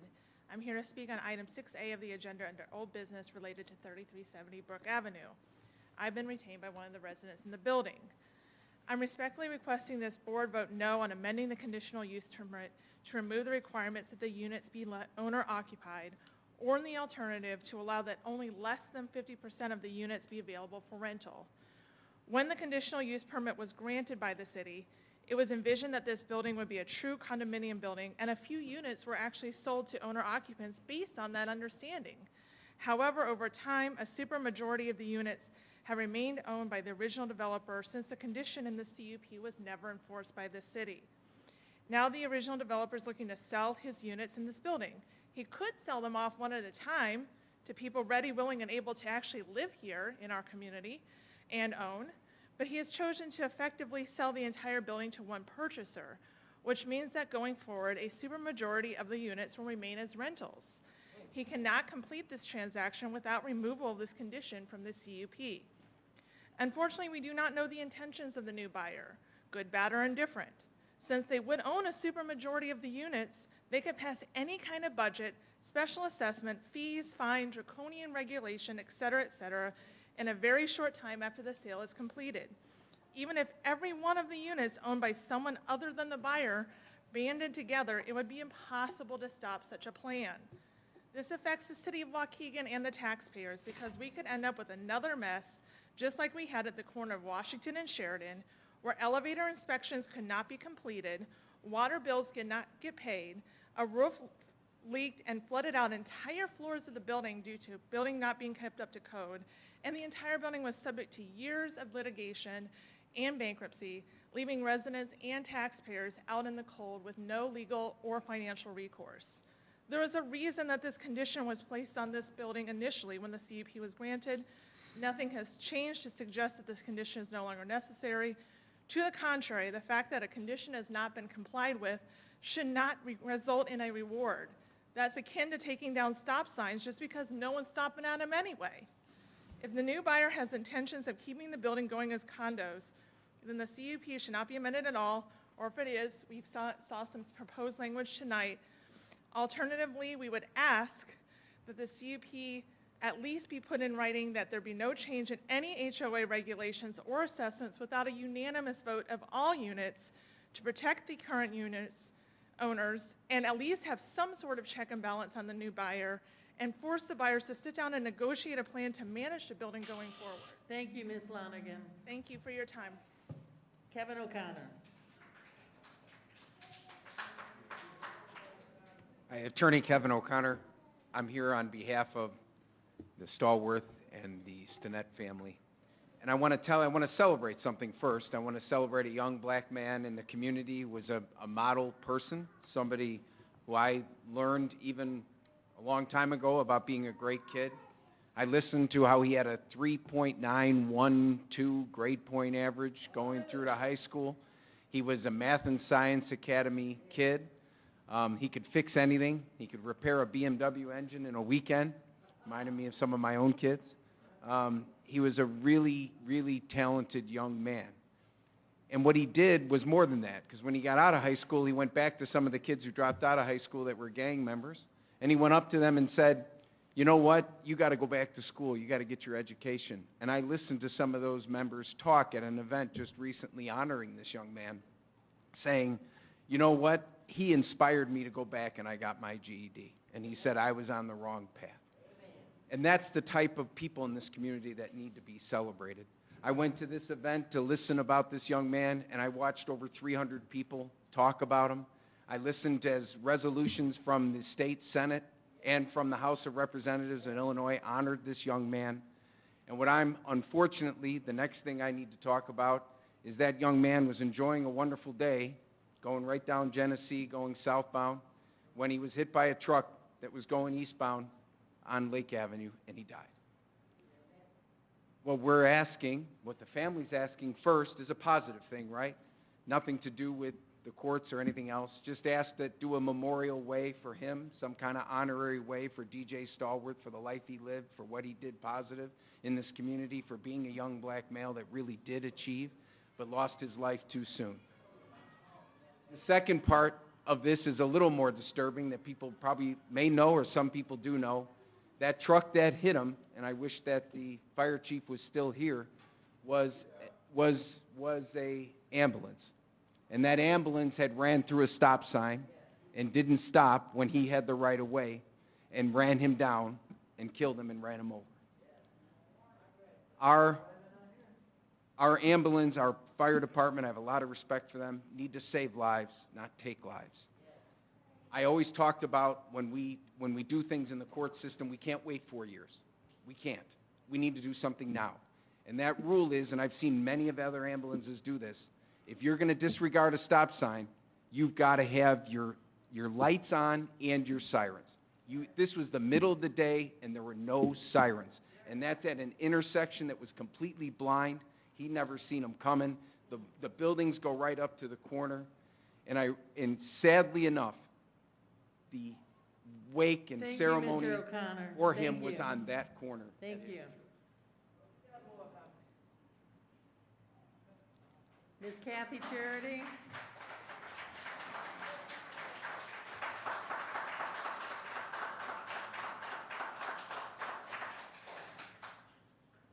Hi, Kathy Charity, Waukegan. Good evening, Mayor, City Council members, and audience. What's going on in this city? No American-owned businesses. While most of the Hispanic population is illegally taking over everything. Our entertainment businesses, places we used to frequent, has now expanded, turning into hotspots. That's not user-friendly to most of the Waukegan residents. The Kanoa Lakehurst community, which was the old Sundance building, is now being remodeled. The Paris and many more. I surely hope kickback and paddywhacks aren't allowing these things to happen. We as taxpayers need to know this.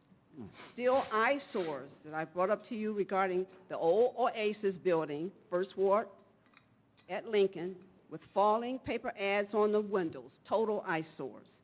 This town is beginning to feel so uncomfortable to live in due to so much change. 2 weeks ago at a Genesee Theater graduation, a student pulled out a Mexican flag from underneath her robe and waved it across the stage. Hundreds were there, and many booed. Not mentioning the Pledge of Allegiance, many sat down. Regardless what's going on, this is America. I brought okay, let me get back, I'm sorry. Okay, this town is beginning to feel so uncomfortable. Pretty soon, the majority vote will win over all your seats, and Waukegan will soon be called Waukexico. I don't have a problem with people getting ahead and enjoying the American dream, but there's a lot of illegal activity growing on in this town that's obviously advancing others. Gun violence. The city of Waukegan is supposed to be about progress, not regress. So many people are moving out. I love this country. I pray for this country. I follow the rules, and many should follow the rules in the lands of the laws, because Waukegan is going to be leaning into one direction. Thank you. Sugar Young.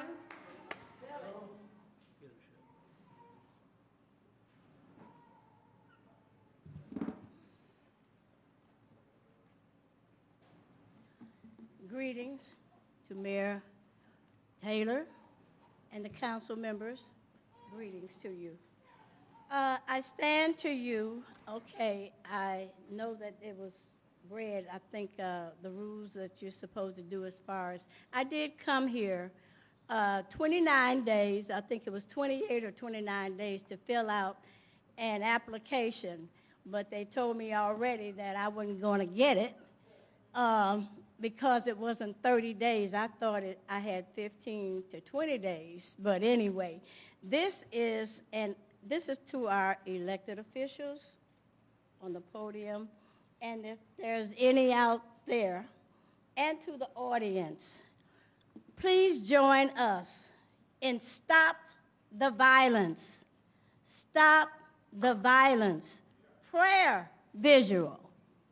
Prayer visual. I believe in prayer. I believe in prayer. And if you believe in prayer, just raise your hand. You don't have to say anything. If you believe in prayer, I do.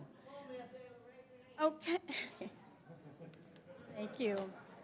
Okay, but the prayer visual, I'm hoping that the city will approve it tonight. I'm hoping that they will. If not, I'm still going to have to do it, you know, because it's out there. And I will do it on my First Amendment rights, okay? So, June 25th, 2022, 1 p.m. to 2:30 p.m., starting at 8th Street and Jackson to 8th and Adams in Waukegan, Illinois. The entire community and all Lake County elected officials are invited and encouraged to join us. We want the community to know where we stand. Where we stand. We don't stand behind you. We want you to know that we stand with you. And I'm asking that you will come out and please be prayerful, and we will have this on June 25th. Thank you. Thank you, Mayor. Thank you, Ms. Sugar. The next five, Marianne Wood, Parvin Vakili, Michael Brankin, Justin Schaefer, Scott McClellan. Marianne Wood, Parvin Vakili, Michael Brankin, Justin Schaefer, Scott McClellan. Good evening, council members. First off, thank you for your time.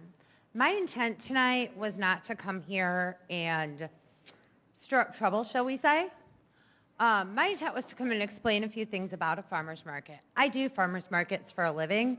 Not only am I on the board of the Waukegan Committee, but I do anywhere from 10 to 12 farmer's markets a week.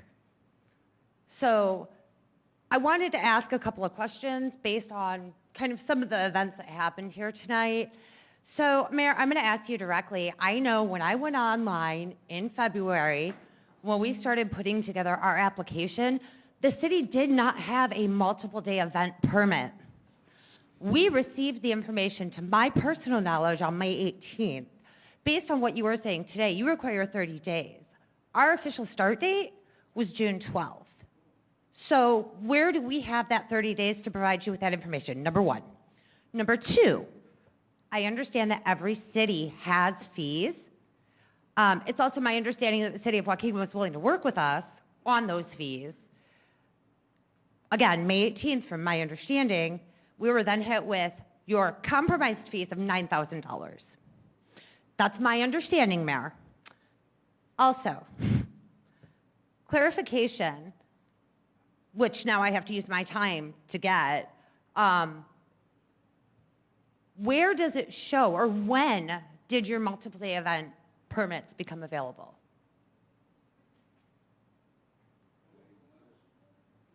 So when you reserved your date, they initially came to us and said, we want to reserve every single weekend, every Sunday. And we said, we can't allow you to do that because we don't allow other events to do that. But you could submit it by month, and then we'd have to check those dates if they weren't in conflict, depending where your site plan was. At that point, you had all those dates to us, but you never followed through with anything else for us. I've got a whole stack here of all the emails that we sent and never had responses on those issues. So I think honestly what's happened here is there's been a number of people that have all had a piece of this but didn't put it all together. And the information. I'm sorry, Mayor, does that also include your office? Because I know I have personally called your office multiple times. I've never gotten a response back. But we have to go through the process. I can't, I don't personally. Okay, so what I'm asking though, is it common for your office to not respond when the public is communicating to it? I mean, like I'm sure you've talked to my secretary. Okay, so here's what I'm going to tell you, and this is what I'll tell the community. A normal fee for a market, for any vendor who has to also absorb all the other fees that go with being a vendor, and that's our choice, that's fine, is $35 per season. So I do actually ask the committee to just take a moment and consider, you're asking $250 for that. Carvin, Bakili.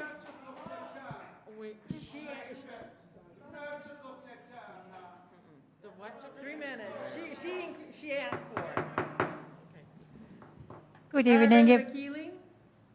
Good evening, everybody, and thank you. I am going to talk about the farmers market as well. There are a few things that right now I understood. The mayor says we do not have multiple, what do you call it, license for the event, but you know the market comes every week. Therefore, it's a known thing. But that's not the point here. The point is we are living in a place that, especially if we put it in the downtown, we don't have any groceries in downtown. We don't have any food markets, really good food market in the downtown. And this farmers market would have been very nice. A lot of people in downtown Waukegan do not have cars, cannot travel that easily. It would make them really, it would be a very nice thing for them to have. That's for that. But another thing that I would like to mention is you were talking about cleaning up the city. I have a suggestion. One of the things in Waukegan is very popular here. We have a lot of rentals. I myself have rentals, but I make sure to inspect everything I have, make sure my tenants are clean, make sure my houses are clean. And I think if we make owners to do that, is the best thing that we can do for cleaning. I thank you. Thank you. Michael Brankin.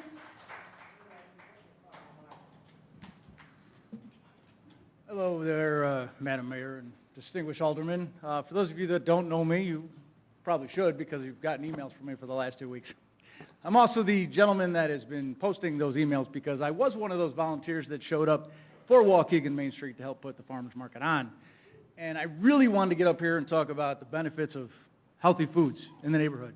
And I want to talk about how we tried to make this so accessible that we went to the state of Illinois and got link benefits approved so everyone could participate in those foods.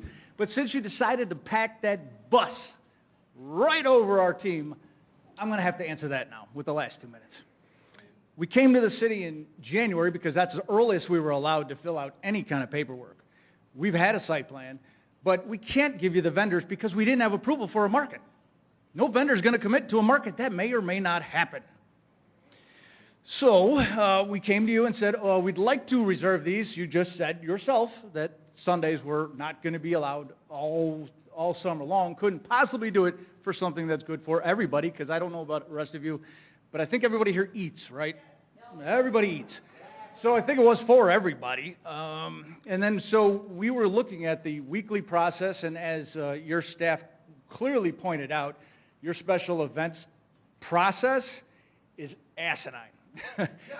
And they told us that. I didn't have to prove it. They talked about it. And I have talked to everybody that has put on events in the last 2 years. They will all tell you it was a miserable experience. Miserable. None of them said, I thought it was just me. So when we came to the city, we had each option to register each week separately, and that would have put our fees at about $60,000 for the season. Not doable. So we said, this isn't going to work. Can we just put one event for the whole season? Your office politely said no, as you just said. So we came and asked for a solution. It took you guys 5 months. 2 weeks ago, we got an email that said, okay, we're going to charge your vendors $75 a week or $150 a month, and you got to pay $300 a month to register it. And if I'm wrong, please, that's the information I got. And that would have put our fees at $25,000 a year. And then the other offer that came in just a couple days ago says, oh, we'll do $50 a month for your vendors at $250 a year, plus the fees. And if I'm wrong here, you guys also told us you weren't going to do anything. So we had to cover the staging, the marketing, the toilets, everything for the event, and you guys wanted to take the money, which is awesome. So even your second offer would have been $9,000 for a year. I want to wrap up with saying, I think you're right. The market probably won't happen here, but if you want to come to North Chicago. Thank you. Justin Schaefer. Start my timer here. All right, brother, I got you 3 minutes. My name is Justin Schaefer. I am a resident of Waukegan's 7th Ward, a veteran, and a registered voter. I am a real American, and I fight for the rights of every man. I am here today to address the recent sandbagging of the Waukegan Farmers Market. It is baffling to me that in the year 2022, we will have broken ground on a casino before a farmers market. What does it matter what I think? Did we come together as a community to say, let's get a casino, or did the cities throw everything, including the kitchen sink, at getting that state contract? I don't have $250,000 like Taproom Gaming after sinking their fangs into our community to buy a city council and a unanimous vote. We have slot machines in most restaurants and bars, as well as, astoundingly, some gas stations. What's next? The library? Bowen Park? I'm just saying it'd be nice to go out to dinner and not have to deal with that noise. Now, after the city fought tooth and nail to get a state gaming contract in a city where the per capita income is under $30,000 a year, but is standing in the way of a farmer's market, which is something that would actually benefit the people of this community who need it most by bringing in food at the absolute lowest cost with the fewest amount of middlemen. I've got 4 points on this, and if you don't want to hear it, I'll leave. 1, we should have had a farmer's market 100 years ago. It's great for the community and the farmers. By its presence, a farmer's market encourages people to grow and eat healthy food. It encourages biodiversity and unscrews up the environment. Number 2, your fees will impose what is, in my opinion, bull-level crap, undue financial burden on the market's ability to start up and operate while being of negligible impact to the city budget. If you really need the funds, you can just raise property taxes below the level at which you'd have to call a referendum. Sam Cunningham did it all the time. I would gladly pay my share of what would accurately amount to less than 70 cents across Waukegan's 89,000 people to cover these ridiculous fees. And therefore, what? What are these fees for? If they're doing all the organizing, what are they paying the city for? Lord, what is he yelling for? Damn it, I'm mad. Between the city and the health department, you want me to pay $75 a week to come sell a basket of blueberries I grew in my backyard? Charging micro-scale vendors anything is unconscionable on part of the city. The city had a moral duty to be more transparent and forthcoming with the information in negotiations instead of springing these fees at the 11th hour after the market had already been announced. It feels like the city wants us to fail, but maybe I'm just a crackpot, but I don't see a point in having a government if the government isn't going to serve the public. I don't think that's that radical of an idea. Now, number 3, the amount of money you make from this stupid casino that nobody wants is going to more than offset the revenue you lose by eliminating these asinine fees. Now, number 4, this is my last point, it's an embarrassment that, first of all, it's horrifying that we're being asked to report our neighbors for landscaping. What is that? That is dark. Ubiquity of slot machines and a police department offering a minor McDonald's to cop to a murder. Thank you, Mr. Schaefer. Scott McClellan? Scott McClellan? Is Scott McClellan in the house?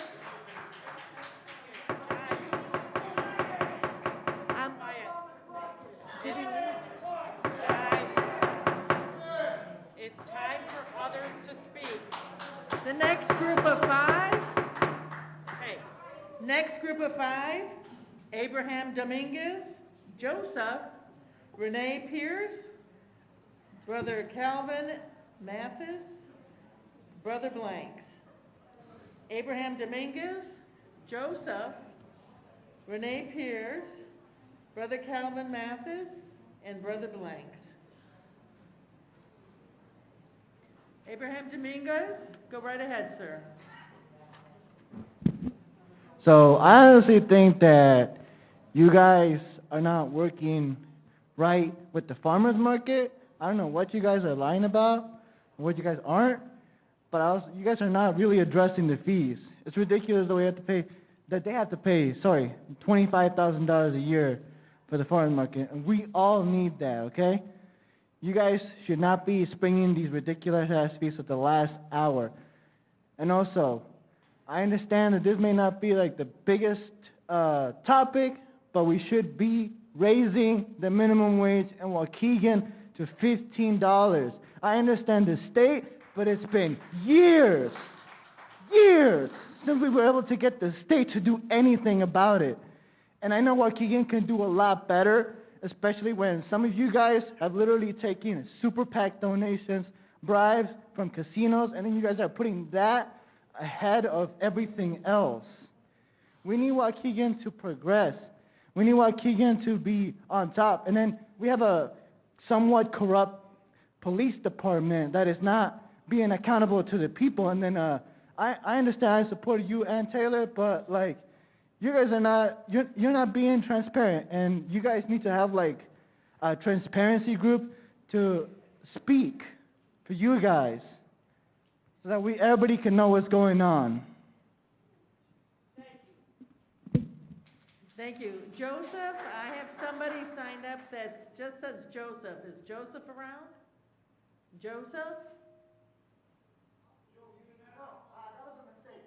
Okay, never mind. All right. Renee Pierce, please. Hello? Okay. Speaking in support of the farmers market and any other urban farming initiative to come, I'm not a member, but in the sake of justice, a system in which no one is mistreated and those who need help get the most constructive help, I'm here to elucidate. Dick Gregory said, when you put property rights over human rights, you tamper with nature, because property rights are controlled by man and human rights are controlled by nature. Food is a human right. Waukegan will come and go from this planet, and people will still have a human right, a natural right, a cosmic right to grow food and have farm animals coming soon. As the world continues to shift into extremes of property rights, AKA privatization, AKA rich people hoarding, food supply lines and other supply lines are going to shut down. Does the city think such a thing can happen or not? Waukegan desperately needs to transform from a mediocre municipality corporation into a society that encourages and nurtures any activity that connects the population to sustainable food and resources, a population free of EPA Superfund cleanup sites, and one connecting people to the recognition of shared humanity before it's too little too late. Or else, yes, there will be an increased need for peace officers, because they'll be very busy putting the citizenry into lesser confinement when they try to steal food and other mundane goods. And to the young people in the audience, because there's a few, one way you can tell what a city invests in the most is by looking at its tallest building. Have you been in Chicago? What is the tallest building in Waukegan? Thank you. Brother Calvin Mathis.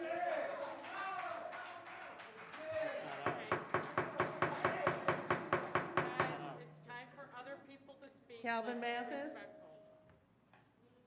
Good afternoon, evening, should I say. I really love the energy in the room, and I wish we could do this all the time. And I'm serious. Mayor Taylor, you said we need a city manager, and that would really help the city. And maybe that's true, or maybe it's not true. I don't know. We're not there yet.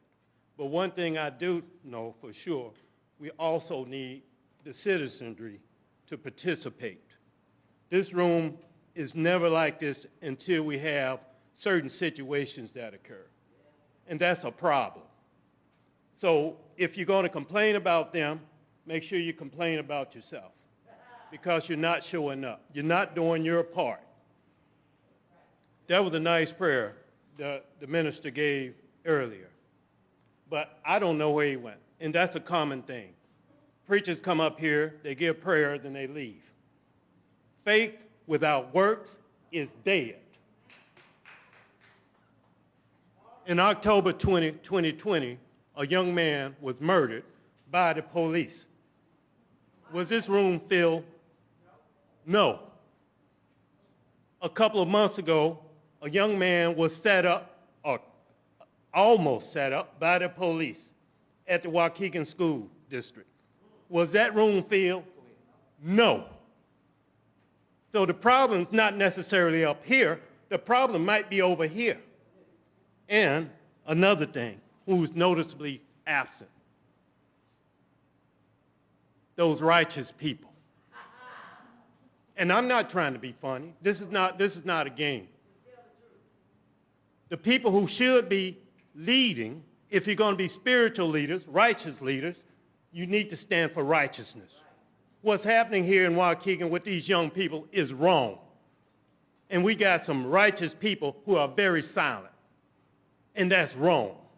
You can't stand by and just be silent when such evil is happening if you call yourself righteous and if you represent God. So I want you to take that and think on it. And I'm not judging anybody. There may have been a time when I might have been absent. In fact, there was. But there's times when you grow up and you learn from your mistakes. And I'm here. I'm working with Brother Banks. I'm working with Black Abolition Movement for the Mind, and we're making good headway. And we're making good relationship with the young people that you guys are, some people are complaining about. Well, come out there and get a relationship with these people, with these young men, and then we can start making a difference. We need more love. That's what we need. And the religious people should be leading with that. So thank you. Thank you. Brother Blanks.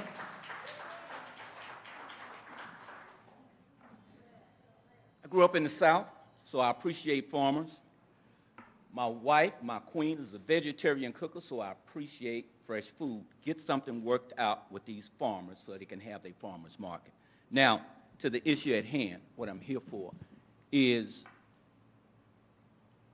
as it relates to the city administrator, I have to speak from the perspective of what brought me here to the city council meeting in 2013. It wasn't dealing with the budget. It wasn't dealing with the money.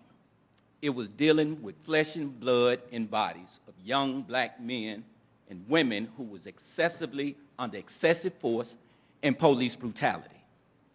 So I want to deal with the issue. I remember when Mayor Cunningham was here and he made his decision on who he wanted for the towing contract. The room was filled. And my position was, on that particular situation is, I didn't care which towing company had, but we don't want our young people being shot and killed and murdered by the police. So I'm speaking up now on this issue like I spoke up and raised my voice then when everybody was wanting to have issues about who he chose for the towing contract. As city administrator, now, for the last year, at our organization, we have not had one complaint about police brutality or someone being shot and killed. I'm not for or against a city administrator, but if the continuity is going to be in getting one of what has not happened over the last year with young black men being shot and killed in our city, because that's what brought me to the city council. I ain't here to talk about money, because spending money, if it's going to save one young black man or woman or person from being shot and killed by the police, you spend my tax dollars to make sure that you put priority over blood and bodies as opposed to a budget. Because at the end of the day, that's what I'm here for. That's what brought me to the city council. I can care less about whether you have one or not, but if it's going to continue what we have not had over the last year of young men, or phone calls coming into our office about somebody being shot and killed by the police or the excessive force, I'm not here to talk about budget. I've come to talk about flesh and blood and body and human rights, because that's what this brother was talking about right here. That's what God loves. He likes people who stand up for human rights. I'm not here to talk about budget. I've watched too many of our young black men get shot and killed, and people getting harassed by the police. So my thing is, keep the peace, and you'll be all right with me. I don't care what you say. Thank you. The next 5 names: Luis Uribe, Rayon Edwards, Anastasia Stallworth, Donald Stallworth, and Francelis Watts. That's Luis Uribe, Rayon Edwards, Anastasia Stallworth, Donald Stallworth, and Francelis Watts. Is Luis Uribe here? Okay, so no more. Mr. Rayon Edwards.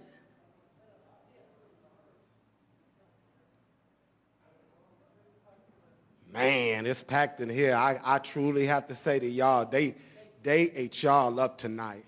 Y'all got some work to do for real.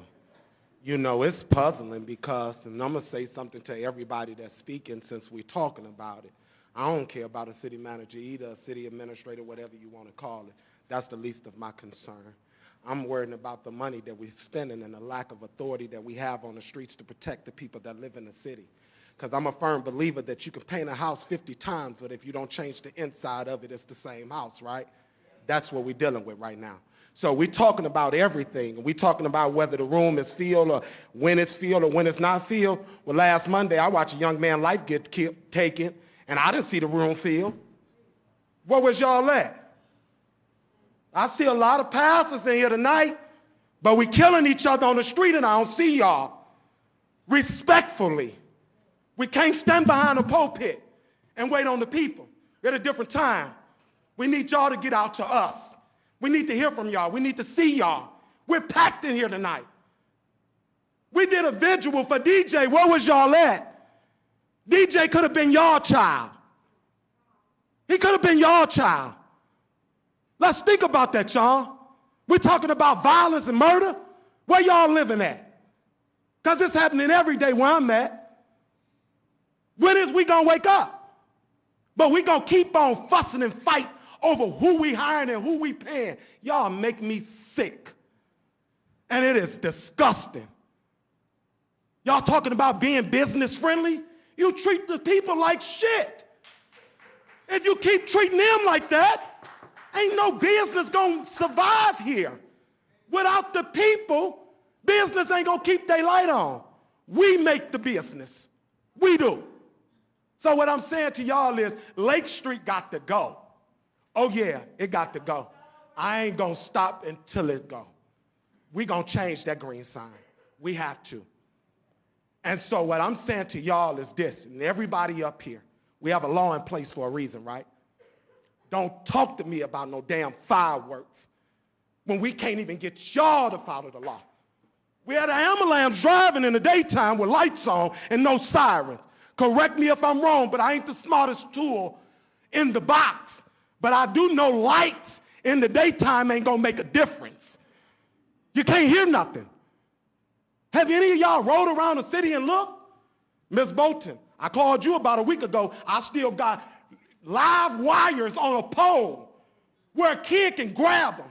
I got a pole in the alley about to fall and bust somebody's head. This was about 2 weeks ago. We ain't done nothing. Don't talk to me about policy and procedure when y'all not following policy and procedure. Don't talk to me about who you want to hire when I got 5 police officers protecting a city of 150 people. Thank you. Sickening. Anastasia Stallworth. Husband to come with me, Donald. We stand here as one, so we would like our 6 minutes. Excuse me, before you start, I just want to make an announcement and say, I know everybody's really emotional, but especially tonight, there's children in here, and we please watch language. I know. She's talking about him, because I'm respectful. Please, go ahead. Okay, we stand here tonight before you all as broken parents, We have 5 children. Donald Stallworth III was the baby of 5, the only boy, 23 years old. So I'm going to start off by reading my baby's obituary, because the celebration we should have been having for him was college graduation or either his marriage to his girlfriend, fiance, mother of his child. But instead, we had to bury our son and give him a beautiful homegoing celebration. So because you all don't know who Donald is, I'm going to read his obituary and give you a little information. Donald Rich Stallworth III, known as DJ, was born April 29th, 1999 to Donald and Elastasia Satrice Stallworth. He was the youngest of 5 children and the only boy.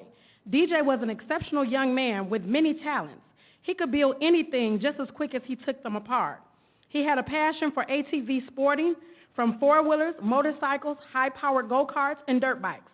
He was gifted his first gas-operated ATV for his 6th birthday and has been ever riding since, living life to the fullest with no regrets.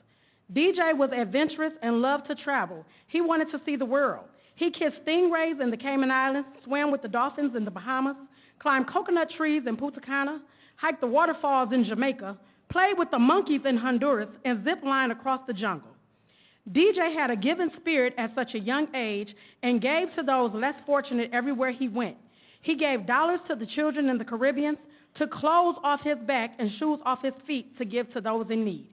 His talents were remarkable. He picked up his first pair of clippers at the young age of 4, and by the age of 10, he was cutting all of his friends' hair. If you needed anything fixed, a haircut, a home-cooked meal, or even a new engine put in your car, DJ was the person to call. To know DJ was to love him. DJ graduated from Waukegan Brookside High School and attended College of Lake County and participated in the engineering program. I won't read the rest of his obituary, but I'm going to tell you about my DJ. DJ graduated the top 10% of his graduating class, number 105 out of 1,017 students. He had a grade point average, to stand corrected, Kevin, 3.915 cumulative. That means over all 4 years. He was high honor roll. My son participated in the dual credit program and the engineering program over at COC. My son was an exemplary young man. My son was not gang affiliated. My son was not he was not a drug dealer. He had no street ties. The only street ties he had was trying to influence and motivate other young men to do better and be better. His blood was shed over on Genesee and Lake because of an accident, a tragic accident. And we stand here angry, we stand here broken, but we're not here to point fingers. We're not here to have anyone prosecuted and sent to jail, because that's not justice for DJ. We want his name to be remembered. When I went over to the Waukegan jail to get my son's remains, the officer said, I went the first day, he said, you got to come back because the evidence guy is gone. He leave at 3:30. I went back the next day, he said, can you tell me Dante's birthday? I said, you know what? As long as God give me breath, you will never forget his name. Donald Stallworth III, you will remember him, because as long as God give me strength and breath and power, I'm going to fight, but I'm going to fight a good fight. I'm going to do it decent in order, and I'm going to let God lead me. Miss Ann Taylor, I got a message from you. I never heard from you. Miss Bolton, she reached out to the family. She came to the service and gave condolences. Senator Adrian, she was blowing my phone up. Johnson, she was blowing my phone up. I couldn't talk. I couldn't eat for 4 days. I couldn't think. I was going crazy in my own mind. She reached out to me. My son's blood was shed 200 feet from the state representative's office, Rita Mayfield. I didn't see her until she showed up at the funeral and read a proclamation from Senator Johnson. So I'm angry and I'm upset because my son's life was senselessly taken. I know it was a mishap, a wrong judgment call, and so that's why we're here today. Meet the Stallworths, because you will see more of us.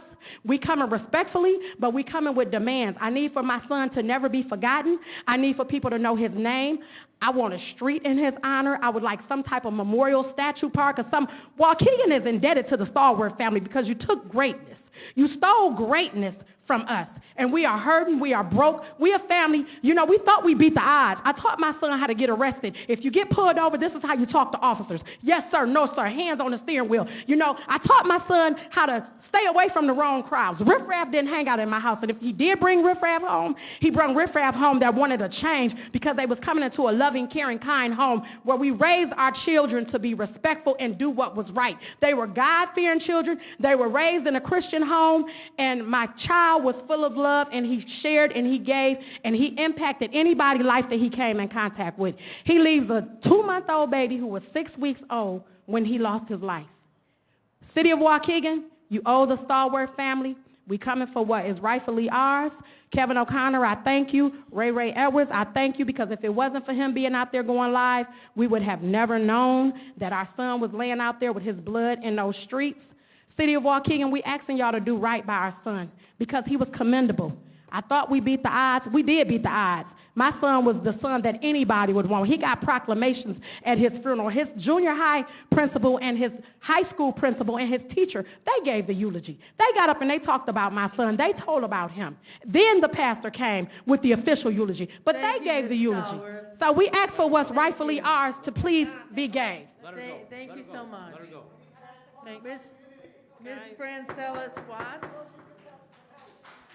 Francelis Watts. Wait.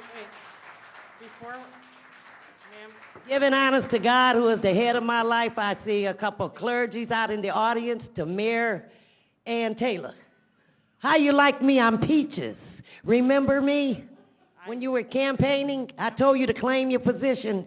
That's who I am. God bless you. And thank you for coming to Donald's wake, Chatri. She did come, but you didn't get to see her. Yeah.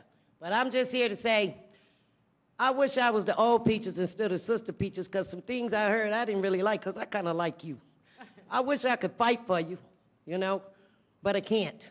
But I'm going to respect you because you are the mayor, and I had a conversation with you and told you that you would be mayor. And I hope that you remember that. But I just like to say, I know my child is hurt, and it is sad when a mother sees her child hurting and can't do nothing for her. Oh, that's the hardest feeling in the world. I can't tell you how she feels because I don't know. I never buried a child. I buried 4 grandchildren, 2 great-grand, I think, and 2 grand. Well, however, they're gone with God. For us, this farmer market, I ain't worried about eating because Jesus going to feed me. I'm sorry. I have to say what I got to say, and I'm here to say I'm here to keep the peace. I don't want to say nothing bad. I don't really know you, but I think from what I saw, I think you're doing okay. That's just my opinion. I don't care who get mad at me. I'm going to speak the Holy Ghost truth, whether you like it or not. And I keep God up front, so that's why I'm mentioning him. But I love all of y'all. I appreciate y'all. I just ask that you go along with what my daughter and son-in-law is asking for, and the sisters, they don't have a brother. He's gone. But kind of lean toward them. Put yourself in their shoes. I'm hurting, but I can't take the pain from my daughter because I don't even know how to talk to her. You know, I really don't.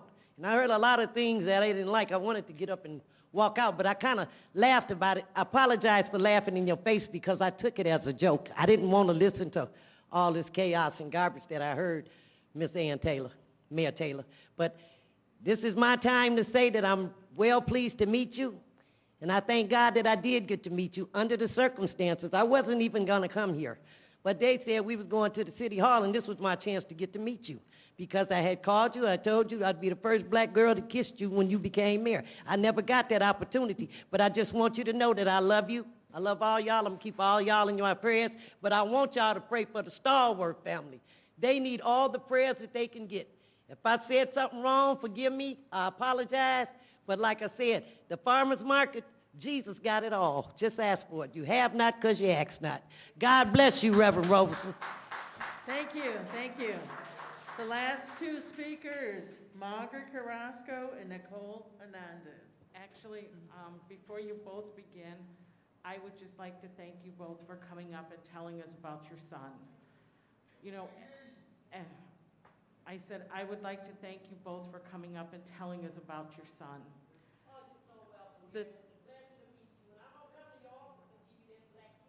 That's okay. I would love that. You promised me that. You promised me.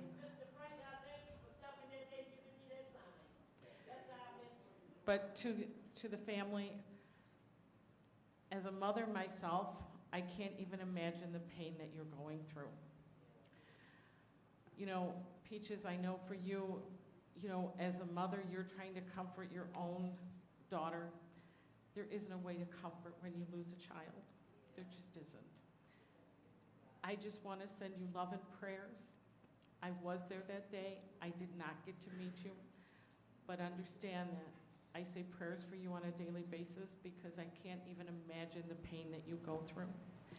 And to look at this young baby, please look at this as an opportunity to cradle your son. Yes. Because that's what that is. Thank you so much. I appreciate that. Thank you. From the bottom of my heart, I appreciate that. Margaret Carrasco.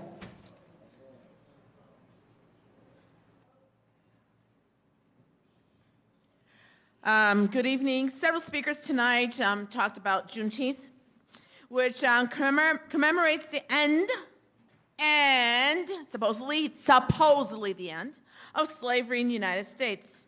A day when federal troops arrived in Galveston, Texas in 1865 to ensure that all enslaved people be free. According to the encyclopedia, the definition of slavery is a condition of exhausting labor, unpaid labor. Waukegan, and I think tonight they talked about the many parties and events celebrating. However, there's something not to celebrate. Several young male African Americans approached me and are victims of a sophisticated form of slavery for the past 5 years. 27 males, to be exact, from Waukegan, who are victims of a contractor, according to them. The contractor's name is Dan Dean, who has been given huge contracts by our previous Mayor Cunningham and Waukegan Housing, which the city council is in charge of. Meanwhile, he has refused to pay them, owes them thousands of dollars for construction work, hard labor, has exploited them, has jeopardized their safety, putting them in very unsafe working conditions, has violated their human rights. So, just because he makes political donations to the Cunninghams, does that give him the right to treat African Americans like slaves in 2022? Because if they work 2 shifts and don't get paid, I call that a form of modern slavery. So I'm here tonight to ask City Council, stop giving him contracts. Cancel his contract. Cancel his business license. Make him pay every one of the 27 workers that he owes thousands of dollars for all of their hard work. Lastly, legal counsel, second request. What is the status of my ethics complaint against Alderman Bolton and Alderman Kirkwood? I'm waiting. Thank you. Thank you. Nicole Hernandez.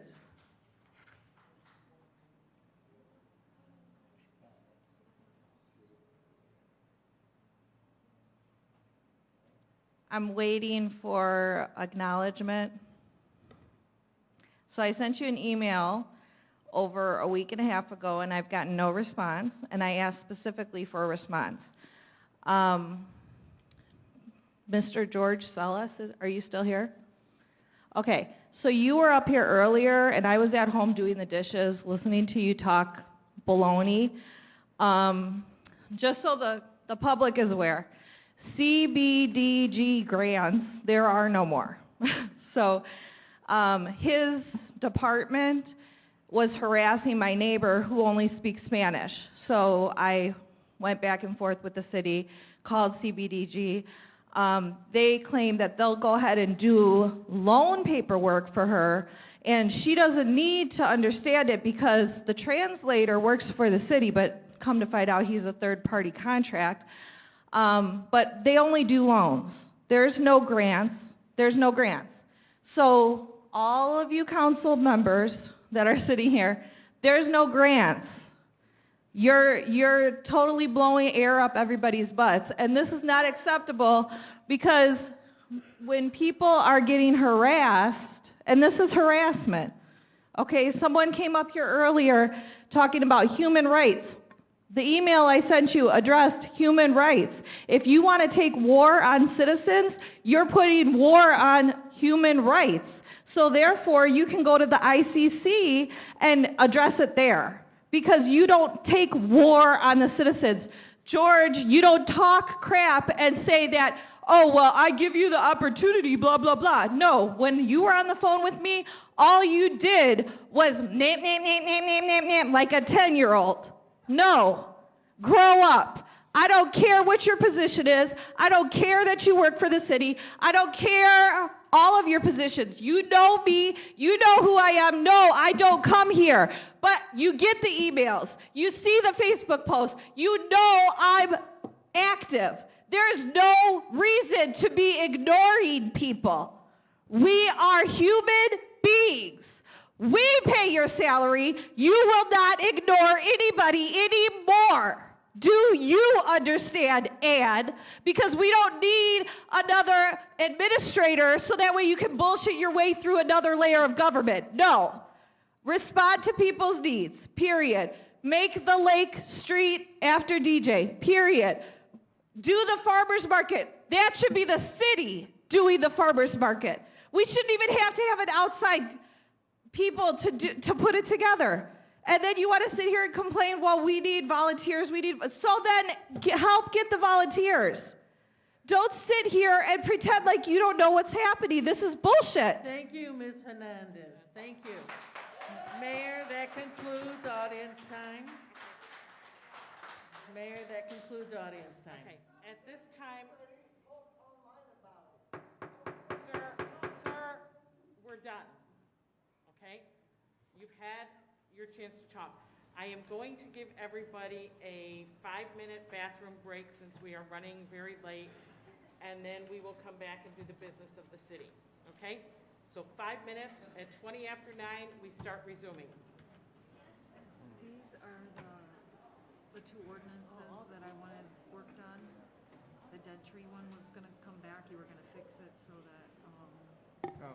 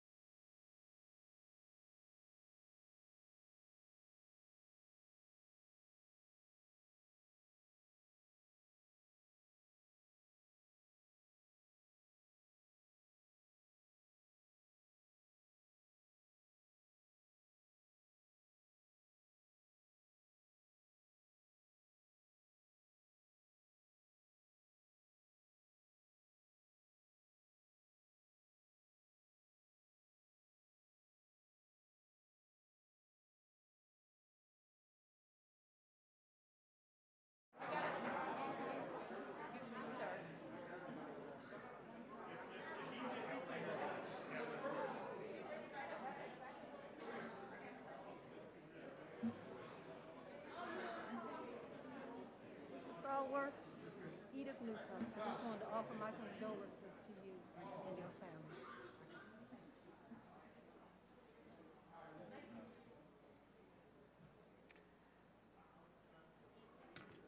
Okay, we're going to go ahead and start.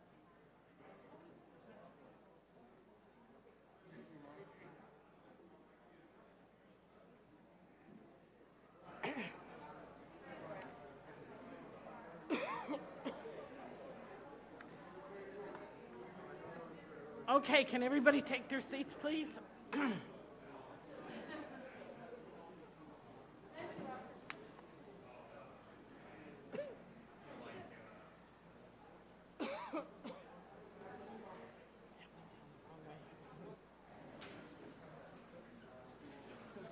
Okay, we need everybody to take their seats. Yeah, do it.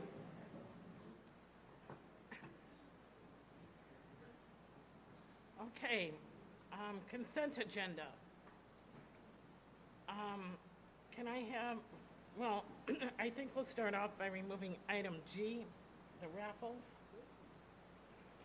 Or did we come to a consensus of how to word that? So,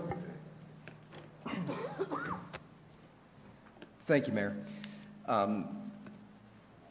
Members of the City Council had asked why they were being asked on a regular basis to approve waivers of the bond requirement. And the answer is that that's the plain language of the State Raffles Act. They asked us to do a little bit more digging and to determine if under the city's home rule authority, if the decision to waive the bond requirement could either be eliminated in its entirety or if it could be delegated to staff if certain conditions were met. If there was sufficient, if there was proof that the organization had waived the requirement. The reason that we have a raffle bond, or the state has decided to have a raffle bond, is because the idea is that a raffle is supposed to raise funds for the community. It's raise funds for community groups. And you're entrusting a lot of money in one person as the raffle manager. You know, we're in a society where people throw a lot of money into things like cryptocurrency and NFTs, and maybe a raffle seems like a small thing, but for a small congregation, you know, that might be the money that pays their rent. So the bond is there to basically protect the congregation. But if an organization says that we're okay without it and agrees that they don't need to go to that expense and they don't need that protection and can prove that they unanimously approved it, then state law allows us to waive it. So tonight, you'll still have to vote on these last ones, but I would ask if the City Council wanted to provide us with some direction. We had provided a memo kind of summarizing what I just said earlier in the week. And if you'd like to provide us direction, Marcus and I can prepare an amendment to the raffle requirements and ensure that this does not ever pop up on your agenda again. We've already spent 2 minutes too long. I'm sorry.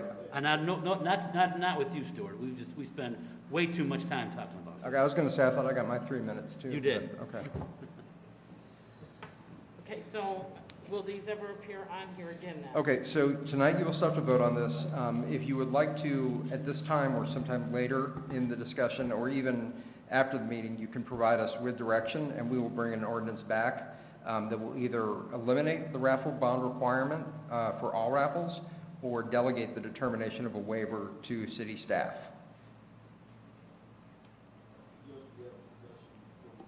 Let's hold it over, discuss it. Okay, so you can, so long as you all don't violate the Open Meetings Act, you can give feedback to the, to Chief of Staff Bridges, and he can direct us accordingly, and we can have something ready for the next agenda. That would be my recommendation. All right. So you can pull it and hold item G over, Mayor?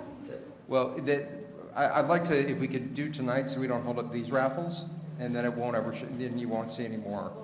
I understand. Okay, I'll agree with that. Edie Newsom is so smart. She We're always. going to do a consent agenda. Does anybody want anything pulled? I need a first and a second. I'll first. Alderman Rivera, second. I'll Alderman second. Hayes. motion, item A, motion to approve the regular meeting minutes from Monday, May 2nd, 2022. Item B, motion to approve vendor payments dated June 6, 2022 in a total amount of $2,916,023.05. Item E, a motion to approve a regular payroll dated May 20th, 22 in a total amount of $1,659,446.08. Item D, a motion to approve a miscellaneous payroll, paid holiday payback, comp time, cash out, elected official, and civil service stipend final payouts dated May 20th, 2022 in a total amount of $175,417.06. Item E, a motion to approve a regular payroll dated June 3rd, 2022 in a total amount of $1,646,364.28. Item F, a motion to approve a miscellaneous payroll, paid holiday payback, comp time cash out, SEIU uniform allowance, mayor approved vacation and extra holiday cash out dated June 3rd, 2022 in a total amount of $24,904.87. I do want to say that these mayor approved, it's not like it's an extra thing, it's part of their package. Item G, motion to approve all raffle sale applications. Okay, roll call please, Madam Clerk. Are there any questions to the motions? Okay, roll call please. Alderman Newsom. Aye. Alderman Turner. Aye. Alderman Rivera. Aye. Alderman Florian. Aye. Alderman Hayes. Aye. Alderman Bolton. Aye. Alderman Seager. Aye. Alderman Mozio. Aye. Alderman Kirkwood. Aye. Motion passed, ma'am. Thank you, Madam Clerk. Going on, there's no reports and communications. Item 6, old business. Item A, reconsideration of ordinance 22035, considering the amendment to the conditional use permit for 3370 Brook Avenue to remove the condition requiring units to be owner occupied under zoning calendar number 2660, zoning code 2660-R. This matter was presented to the Community Development Committee on May 16th, 2022. Can I have a motion for this? I'll make the motion, ma'am. Alderman Turner, second. Alderman Rivera. Okay, roll call. Or any questions? Yeah. Mayor, I'd like corporate counsel to amend this ordinance and include the wording presented for the grandfathering in of the owner residence of the property. I'm sorry, can you repeat that again, please? We couldn't hear you down here. I would like the corporate counsel to amend this ordinance to include the wording for the grandfathering in of the owner occupants of the property, the residents that have come to us and begged us to protect the owners that exist. Is that something What? to add in? Can we add the grandfather clause? What's the grandfather clause going to do? Well, how would that change what their status is now? I understand that. Corporate counsel, can you explain this? So the wording that was provided during public comment and which was distributed to the city council members, I'm going to take one step back to talk about what this ordinance does, because it's an amendment to an ordinance, and now we're talking about amending an amendment. So it's important to be clear about what is being asked here. The original request was to amend an ordinance from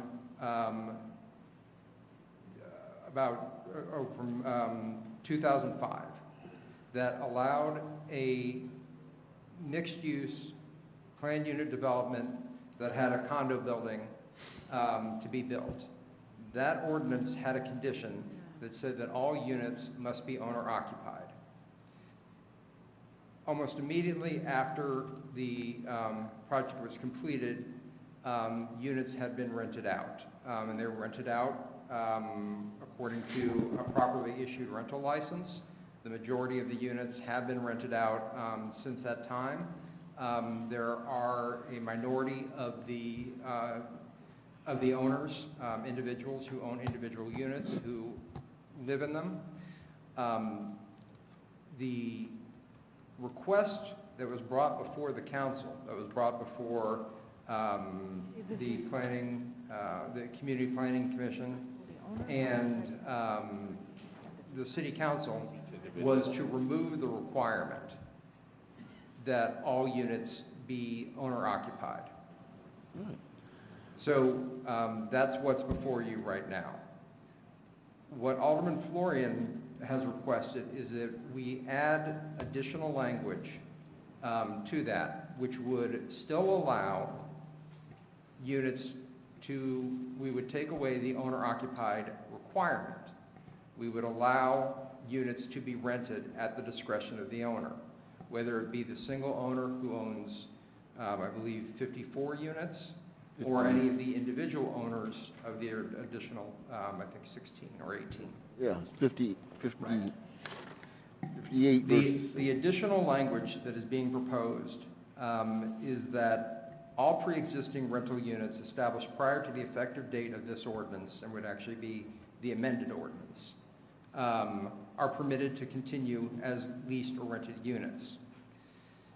All their units will all be owner-occupied in perpetuity at the discretion of each individual owner, which would basically allow the owners who want to continue living in there to, and then that there would be a parallel requirement that that commitment be included in the declaration of the condo. So it would bind the private parties as well. That is the amendment that's being stated. So, if I may, I don't understand what the difference is pertains to those 14 individually owned units, right? Because if they own them, then they own them in perpetuity, and if they want to rent them, then they can rent them because what's changing? What are we grandfathering? Their ability to live where they live, or I'm confused. It is recognizing that there are certain ones that are owner-occupied and they would like to remain owner-occupied. Who's saying that they can't be? There's nothing in this ordinance as presented that says that the owner-occupied units can't be owner-occupied. That's my point.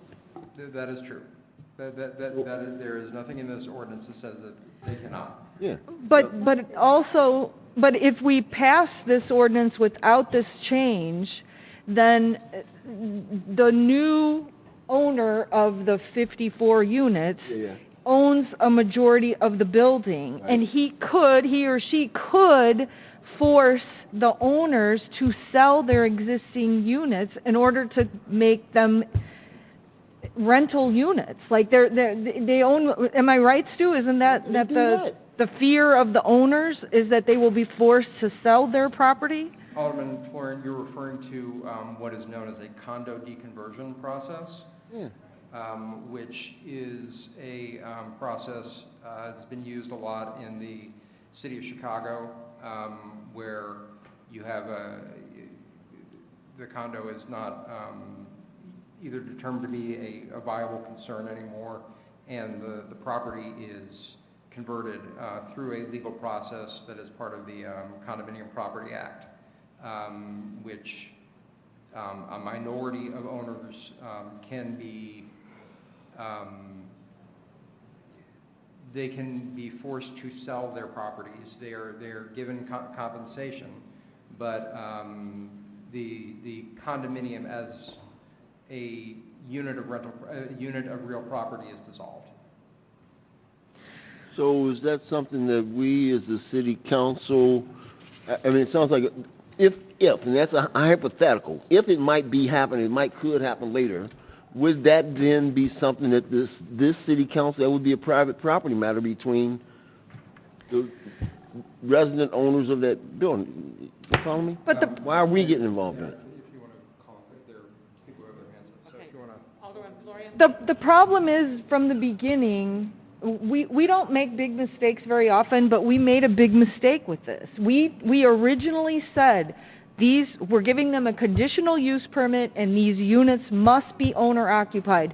And as was stated a few minutes ago, almost immediately they started renting them. And we didn't enforce that going all the way back to 2005. So we've screwed up here. And I feel the only one thing we can do to say, I'm sorry to these people who invested in this property and didn't get what they thought they invested in, is to at least try to protect them by changing this language and giving them this little bit of protection that we can give them. Well, if the guy that owns them now... You better speak into your microphone. Sorry, go ahead. Yeah. Yes, Corporation Counsel, you stated that, in the city of Chicago, that when an individual owns a majority, that they can deconvert those condos. Certainly we have 10 North Sheridan Road, that situation has occurred in Waukegan. That building there, those individuals had bought them as condos, and they are being deconverted as we sit here, okay? So it has happened in the city of Waukegan. So let's not say that in Chicago it's happening in Waukegan on the corner of Sheridan Road and Washington, okay, right now. So, and I understand what Alderperson Florian is talking about. We need to protect those individuals because we didn't do what we were supposed to do in 2005. Because those individuals on Sheridan and Washington were concerned, and they came here talking about the same thing these individuals, and they were somewhat forced out because someone has a majority. So, we need to look at that situation so that we do protect those individuals who have come here and expressed concerns because they thought that they would be able to stay there as owner-occupied individuals. And Alderman Kirkwood, I don't know if the building on that corner, if it has any zoning restrictions on it, but the City of Chicago has taken actually some actions to make condo deconversions more difficult or require a higher threshold, a larger majority before that can happen. And I can provide additional information about that later if you'd like.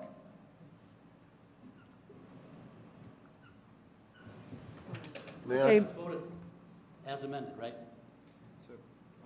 The motion as amended. Correct. What we have the ordinance as drafted on the floor. We have a motion now, which has not received a second yet. And we can then debate that motion, vote on it, and then we will have the ordinance as amended to vote on. So the first vote is to put the amendment on. I will second that. Okay. So let's vote that right now. Roll call, please. Aye is to put the amendment in. Correct. Aye is to approve the amendment. Aye. This is to approve the amendment of the amendment, correct? Correct. The grandfather clause. The ordinance, the motion to amend the ordinance as proposed. With the grandfather With clause. the grandfather clause. Okay.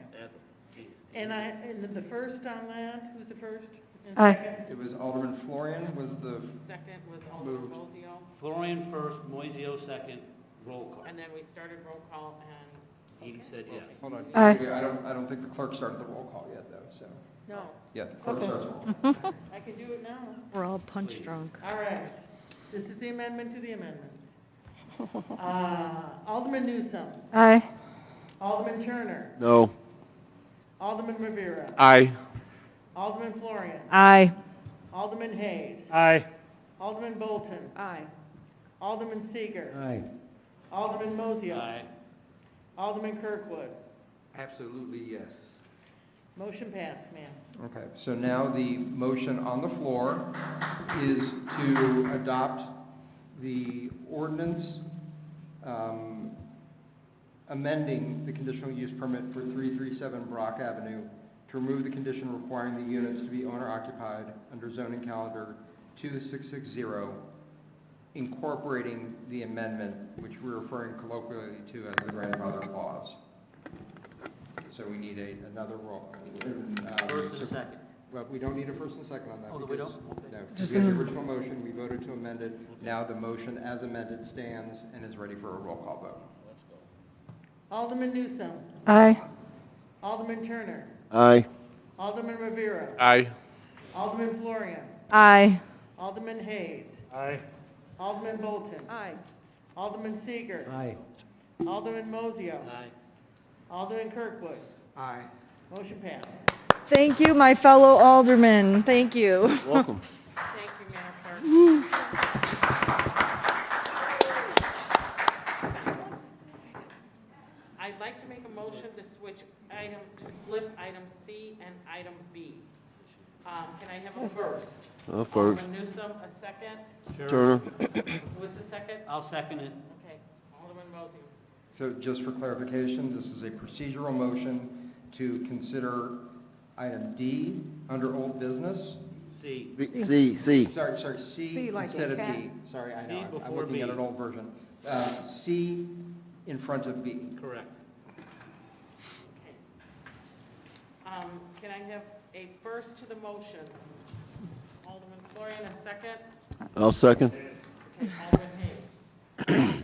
A motion to approve an ordinance amending the Waukegan Code of Ordinances to create the Office of City Administrator. This matter was held over at the regular city council meeting on May 2nd, 2022. Any questions to the motion?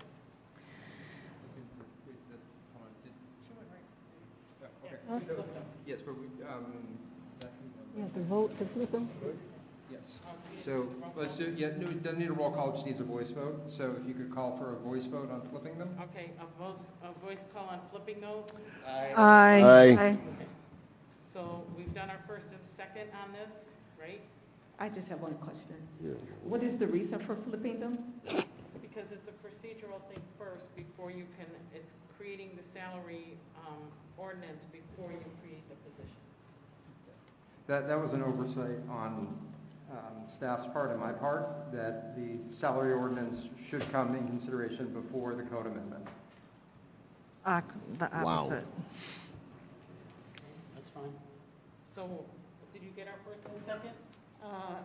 That's Florian and Hayes. Correct. Okay, any other questions to the motion? Okay. No, roll I call. just have a comment. Okay. So, Mayor, I really get it that we needed some change in the city, but in reference, and I want to compliment George Bridges. He's doing an awesome job. He's really doing the work of the city manager already. So I guess my question is, if you could elaborate just a little bit more, if he's doing the work already, why do we still need a city manager? Elaborate, because some of the constituents are still asking. Yeah, so we've been through this a lot. That's okay. But the Gonna do it biggest again. reason is that honestly, we need another person to do that long-range planning. Right now, he is functioning as a chief of staff. He is not functioning as a city manager. Now, we can change this, like I said, where we would bring on a deputy as well, but a city manager would need to be somebody that would be there looking at long-term, they'd be there with experience, and that's what we're looking at. So we've kind of gone through this. Any other questions to that, or, okay, I'm sorry. Alderman Hayes. Yeah, I'll just make a comment. Alderman Bolton, thanks for raising the question. I think I really just appreciate anybody talking about it up here, whether you're for it or against it. But just to kind of piggyback on what the mayor said, I think what's really important, both about Chief of Staff Bridges and the mayor, but also about the way the process works, is that the mayor, if we have a city administrator at this point, right, different than a city manager right now, but a city administrator, The mayor's job is to work with the community. Chief of Staff George Bridges supports the mayor in that role. And the role there is to articulate a vision for the city, right? Our mayor is the leader of the city who goes out into the city and works with community members to figure out what people want and really lay out a long-term plan, right? Identify a vision and work toward a common goal based on what the people in the city want. Now, on top of that, it's the job of the mayor to go down to Springfield and work with the state legislature and the governor to get support for that. And also to go at the federal level and work with our representatives, our congressmen and our senators, to see what kind of funding we can get and what kind of support we can get to make that happen. Now, that's the role of the mayor. The role of the city council is to make laws. Our job is to review proposed ordinances, listen to the people who come to city council, and to make laws. Now, this is really important. The city administrator's job is to execute on the mayor's vision within the parameter of the laws made by the city council. So what we get is we get a professional, right? I've written it down here. So it's just a couple of points that I think are really important, but we're getting an expert educated in municipal management. We heard it today from a very colorful individual who did an unbelievable job of explaining the benefits of a city manager and why we should have one. So I'm not going to do it justice the way he did, but the city manager's job, the city manager is an expert in municipal management, trained to find opportunities for cost-effective management, create opportunities for efficiencies, and enhance the democratic process. So I've explained kind of the way the parameters will work in the hierarchy, how it will work, the qualifications of a city manager. And I think what's really important about the democratic process is that we've had a whole string of mayors that thrived on centralized power. And I said this a couple of meetings ago, we are in a unique position where we have a mayor that is willing to neutralize the authority of the mayor's office and give that authority back to the city council. How is the city council going to use that authority? The city council is the body that hires the city administrator. I know, Greg, you're rolling your eyes, you're back in your chair, you're frustrated by it, but you know, you've said all along that people don't understand the process. They don't understand what a city manager is, and they're not informed. I'm trying desperately to at least pass out a little bit of information to the extent that it's helpful. You can agree or not agree. Now, neutralizing the power of the mayor's office, giving power back to the city council to interview and hire a city manager, hold the city manager or the city administrator's feet to the fire if they're not doing their job or the community members aren't happy, and to fire the city administrator if they're not doing their job. That authority rests with the city council. The mayor is asking you to take power away, asking us to take power effectively out of her office where it's traditionally been, and give it back to us. Give us some teeth. Give us some bite with our bark. People are coming up here tonight, they're complaining about how we've done everything wrong. Give us an opportunity to make it right, but give us the power to do it. Now, the last couple of points I want to make on this. Your turn. What I think would be maybe the most helpful is to just give a concrete example of how this could work. Everybody knows that we have a railroad line, a largely dormant railroad line running right along the lakefront. That railroad line is the single thing that is standing in the way of our ability to develop the lakefront. Coal ash, factories, there are other major considerations, pollution, but that railroad line is the catalyst for change at the lakefront. The mayor's job is to go find the resources and the support to get that railroad line removed. The city council's job is to then execute, come up with ordinances with corporation council, and develop a body of laws to do whatever needs to be done to get rid of the railroad line, to parse out the land, or do what, I'm not doing a very articulate job here, but pave the way for development on the city, on the lakefront. Right. The city manager's job is to go find the developers and to make it so that those developers can get the work done on the lakefront and give Waukegan what every other community along Lake Michigan has. which is a thriving lakefront, which creates a tax base, which creates businesses, which creates jobs, which creates tax dollars, which then could potentially reduce our property taxes, which I know is a huge concern. But it gives the city resources. Yeah. All right? So I think the best way to kind of get through to people is to just give a concrete example, and that is what I think is a very tangible example of how this could work. Now, the final point I'm going to make on this is this. This isn't a referendum right now. We are not, this is not a forever position at this moment. The voters, the people of Waukegan still get to vote on this when it comes up on the ballot. And we have assurances that it will be put on the ballot. But for right now, we get to go through the process of interviewing city managers or city administrators, seeing who's out there, seeing what their qualifications are, potentially hiring one. The vote tonight just gives us the ability to hire somebody and let them know that we're serious. And I said it to Greg, I've heard it passed around a little bit, but it gives us an opportunity to date before we get married. That's really what it is. We get to have a city administrator. The city will have an opportunity to operate with this form of government.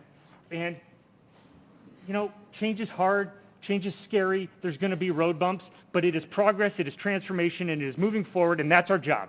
Our job is to make hard decisions, and it's to do what's best for Waukegan. It's to get the best deal for Waukegan, and that's what this is. Can I, just real quickly, a quick history lesson on the railroad. The former Mayor Motley, we had a deal to buy it. That's right. The only people that were supportive of it were me, the mayor, and Alderman Velko. We were going to buy the railroad and the gypsum plant, and we couldn't get any steam.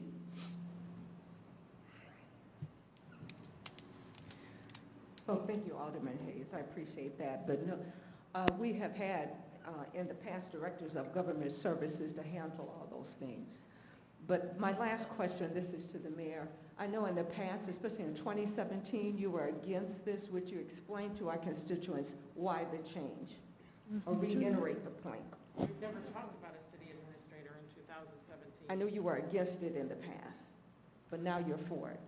I've never been against a city administrator. We've never really talked about it. It's never been on the table before. Years ago, it was. I think Dr. Schwab will answer that we talked about it years ago. It was on the ballot. I don't know if it actually went to the ballot. Yes. 36 or 40 years ago, we went to ballot, and it was defeated. In the 90s. 36, did he say? It was defeated. It's been 40 years talked ago. about in different campaigns and things, but it's never actually been brought up here before. Mayor? Thank you, Mayor. I'd like to piggyback a little bit on some of the things Alderman Hayes said, and the direction Alderman Bolton was going. She said that Chief Bridges is essentially functioning as a city manager.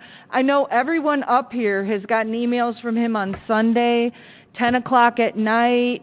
I talk to him sometimes on my way to work at 7:40 in the morning. This man is putting in way more than 40 hours a week. And I think, I'll wait till you're done, Alderman Seeger, so Alderman Bolton can hear me.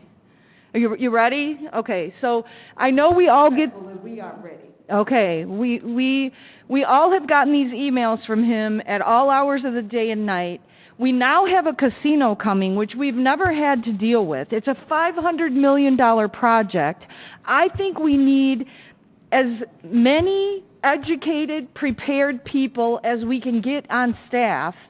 And as I said numerous times, I think the mayor deserves as many people in her office as the fire chief and the police chief have in their offices to run their office. And it's just, now is the time. And some of the aldermen, I'll just say down at that end, you have to run for office just like I do in another year. What are you going to tell people you've done to move Waukegan forward? As as Treasurer Schwab just said, we voted on this 40 years ago. We've been waiting 40 years for this. Every other community has it. How can they all be wrong about this and we're right? You need to have something you can tell your people you've done to move Waukegan forward, and this is it. There is no Michael Bond here to pay for everybody's campaign next time. And I need to correct that gentleman, I wish he was still here, who said it was a unanimous vote for the casino. I can guarantee you it was not a unanimous vote. I paid for my campaign myself. I didn't have any money from anyone else. But anyway, I digress. I just want people to understand, when you run next year, you need something to tell people what we've done, what we've accomplished. Make it this. This is something you can be proud of. Thank you, Alderman Florey, but I have to allude to the fact that I definitely empathize with Mayor. You do need help. I understand. I, as an alderman, it's a part-time job with a part-time pay with full-time hours. I get it. But I'd rather see all our departments running up to par. Like, we need more police officers. Mr. Edward would have not said what he had to say in reference to a week or 2 weeks to get a response because they're short-staffed. So I think this extra money needs to go more into our departments. I'll add one more thing is that, you know, we are still funding police. That's not even, it's not like you have to choose one over the other. We're still funding police. One of the biggest problems, frankly, we're having with police is just that we have police retiring and we do not have younger people going into the profession. And quite frankly, we have a police station that other police officers get a little discouraged when they go to other police stations and they see what they're working in compared to what we're working in. That doesn't help with retention. But let me just say this, is we are now, Mr. McLemore, please, we are at now a point where we took on a $500,000 casino project. Million. I'm sorry, 500 million. This was a project that we hired consultants to help us with. It would have been great if we would have had a city manager at that point in time that could have gotten us through this. It's happened in other cities. A matter of fact, that was one of the people that was pointed to us that they can do it. We just didn't have the resources to do it. And if we want to continue doing economic development, quite honestly, there's only so many hours in a day and so many resources that Chief Bridges and I have. I mean, we both work 65-hour weeks. There's not more time that you can add to take on more projects at the size that we want to take on. To go and try and purchase a railroad is not an easy task. It's not an easy task to get some of these plans in place. This is the pivotal moment that developers are actually looking at us, and we need to be prepared for that. But we need to have the professional people to do that. So this is something that, you know, we've debated up and down. We're going to continue to debate. But to me, this is taking Waukegan forward, or are we going to keep doing the same thing we've done year after year, and where are we at? I mean, I haven't seen us progress too much. You know, like I said, I had another mayor tell me, well, you were where we were at in 1982. And here we sit looking like we're still in 1982. Why is it that other communities can be successful with this and we're not? We need to do a change, and I understand it's difficult. No one likes change. It's very hard to go from one form of government of everything being mayoral controlled. It's not something that's great for Waukegan. The whole plan of everything being run by one person can lead to corruption, it can lead to favoritism, it can lead to a lot of other things. Having a city administrator that you control helps balance that. So I think at this point, this is just about the salary ordinance, number one. So we have to do the procedural part of it before we can actually vote on the position. Oh, we do the position first, because there may be amendments to the salary ordinance. We're voting on C where you're Yes. doing City, right? Not You're voting on the city administrator position. city You're voting on C. Right, and then we would change it. Okay. So I have something to say, and I I wasn't here last month when they, when this was on the ballot to, on the agenda to vote for. I'm sorry, we I can't think hear you down here. my mic is not turned up, so I'm speaking in it. But anyway, city administrator, city manager, you know, play on words.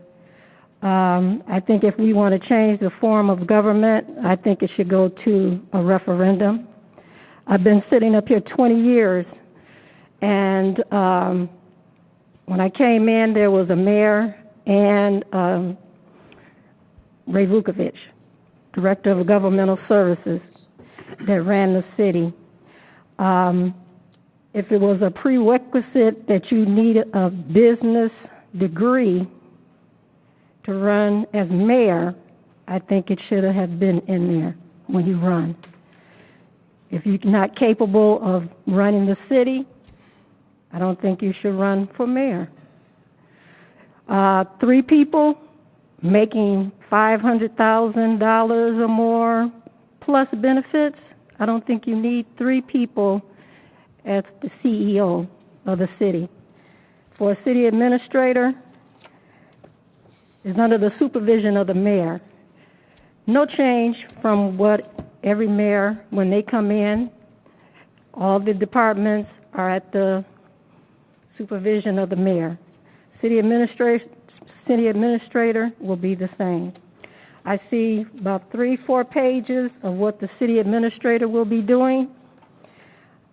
With no disrespect to you, Mayor, yes, you want to stay as a full-time mayor, full-time salary, but in other communities I see that there is a city manager that mayor is part-time, and they have a part-time salary. How big is I think this city has run in the past, and if there's need for a city manager, that's fine. I have no problem with that. But put it at a referendum and let the people decide. If you want to change the form of government in this community, then put it to a referendum. I'm talking. Put it to a referendum and let the people decide they want to change this form of government. It was on a referendum back in the 90s, and it didn't pass. I don't know why it didn't pass. Maybe the residents were not informed. But if this is something that this community wants, get out there and let the people know what the benefits are. And don't just sit back and just wait and just want this body to change the form of government that has been up here over 150 years. Now, I have sit up here and then it's been bad back and forth. It's like, okay, if we don't agree with some of the other aldermen, it's like we don't want Waukegan to move forward. Yes, I do. I want this community to move forward. That's why I've been sitting up here 20 years. Now we talk about the casinos and all the gaming licenses. I have been the sole vote no for liquor licenses. And once they get the liquor license, here comes the gaming. I would have rather had one casino than to have all these gaming parlors around the city. I have been the sole vote. So, needless to say, I think you all know how I'm going with this. I will not be voting for a city administrator. If you want to put it on the ballot for a city manager, have at it. That's all I have to say. Thank you. So a couple of things about that, Alderman Newsom, and while you're really spot on and you raised some excellent points, but I just want to clarify. So, I'm sorry, excuse me. So I was just saying to Alderman Newsom that she made some excellent points, and I agree with you on some of it. But I just want to clarify for you, you know, the mayor's salary, we can't change that now. That would be for the next, we'd have to implement it for the next term, for the next mayoral term. So her salary would remain the same as it is now. Then after the next election in 25, 4, 5, whatever, then it could change before they would take effect, right? And then as far as changing the form of government, tonight's vote is not to change the form of government. That's the administrator.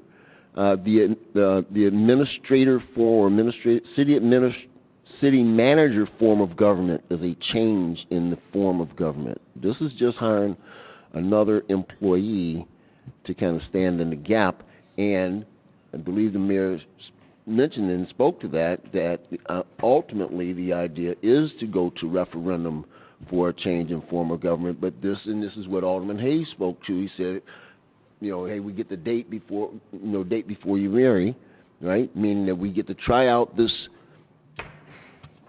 way of doing business before we make a permanent change. And that's kind of where we're at. So, and again, as several people have spoken, we're not the city of progress. We can't progress if we don't change. You can't change if you don't change. If you keep doing the same thing over and over, you keep getting the same results. All those sayings are so true and applicable here. So we've done these things, done the same way, done business here in the city the same way, as you said, 150 years. Now we have an opportunity to change. Well, I don't want to change. I want to keep doing what doesn't work. So, how do we? Ready for a vote? Let's take this to a vote.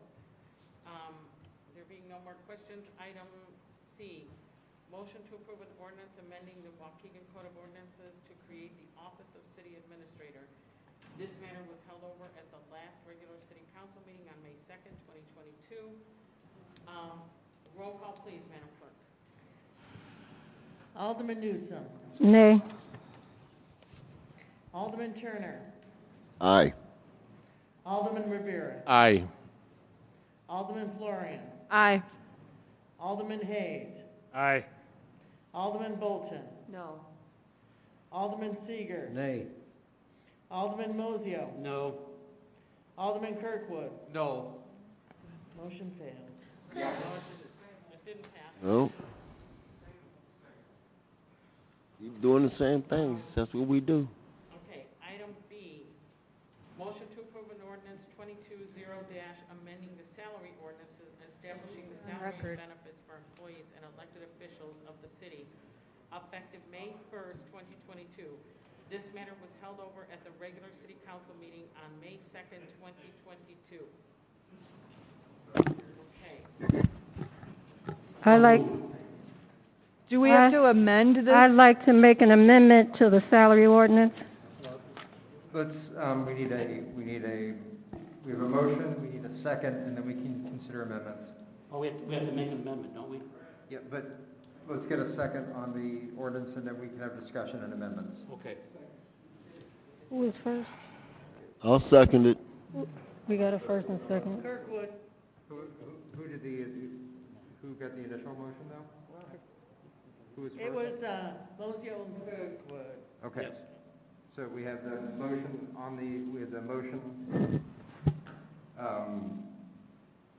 that is before us for the salary ordinance. Is there discussion or amendments? Yes. I'd like to make an amendment to the salary ordinance to include the chief of staff instead of the city administrator.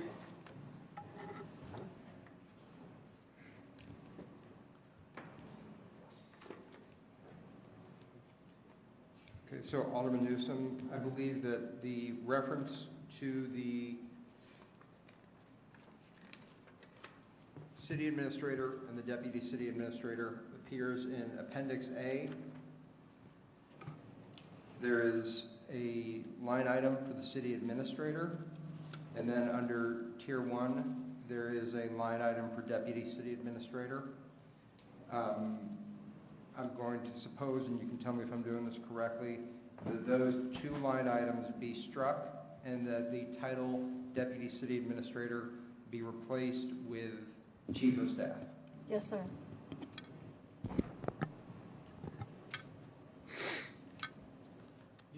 You could keep the city administrator in the salary ordinance, but there's no position. You could have 5 city administrators in the salary ordinances, but there's no position, right?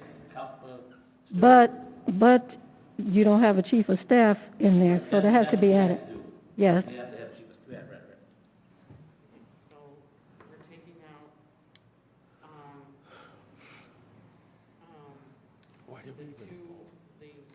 the city administrator. And Because deputy. nothing's gonna change, and they need to be on record as saying no, so that the people that run against them This is true. can use it against them. So that is the proposed motion to amend. Is there, and Mayor, you could ask for a second and go through the vote on that. I just want to make sure I read this right. Okay, can I have a second to that? I second it. Okay. Alderman Kirkwood, correct? Yes. Yes. So I will read this one more time before we do roll call. It's a motion to approve ordinance 220, amending the salary ordinance and establishing the salary and benefits for employees and elected officials of the city effective May 1st, 2022.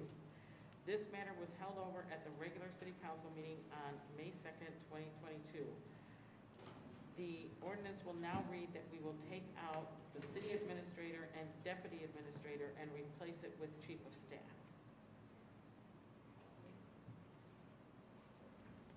Roll call, please. Alderman Newsom. Aye. Alderman Turner. Aye. Alderman Rivera. Aye. Alderman Florian. Aye. Alderman Hayes. Aye. Alderman Bolton. Aye. Alderman Seager. Aye. Alderman Mozio. Aye. Alderman Kirkwood. Aye. Motion passed. Thank you, Madam Clerk.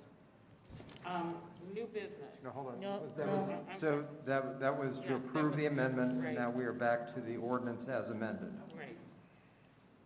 Can I have a first? I'll make the motion.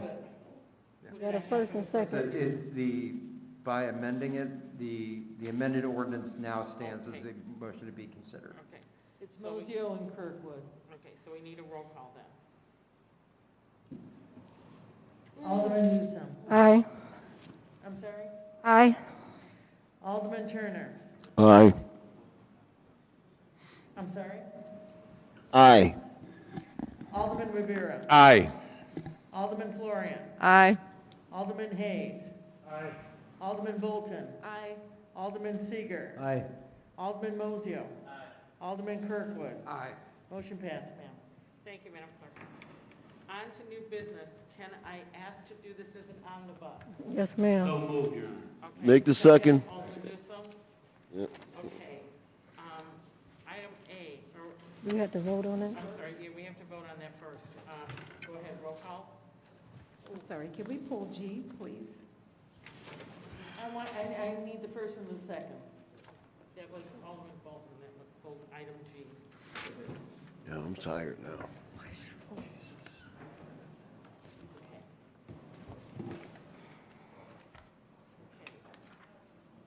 So we have a motion for an omnibus pulling item G. Is that correct?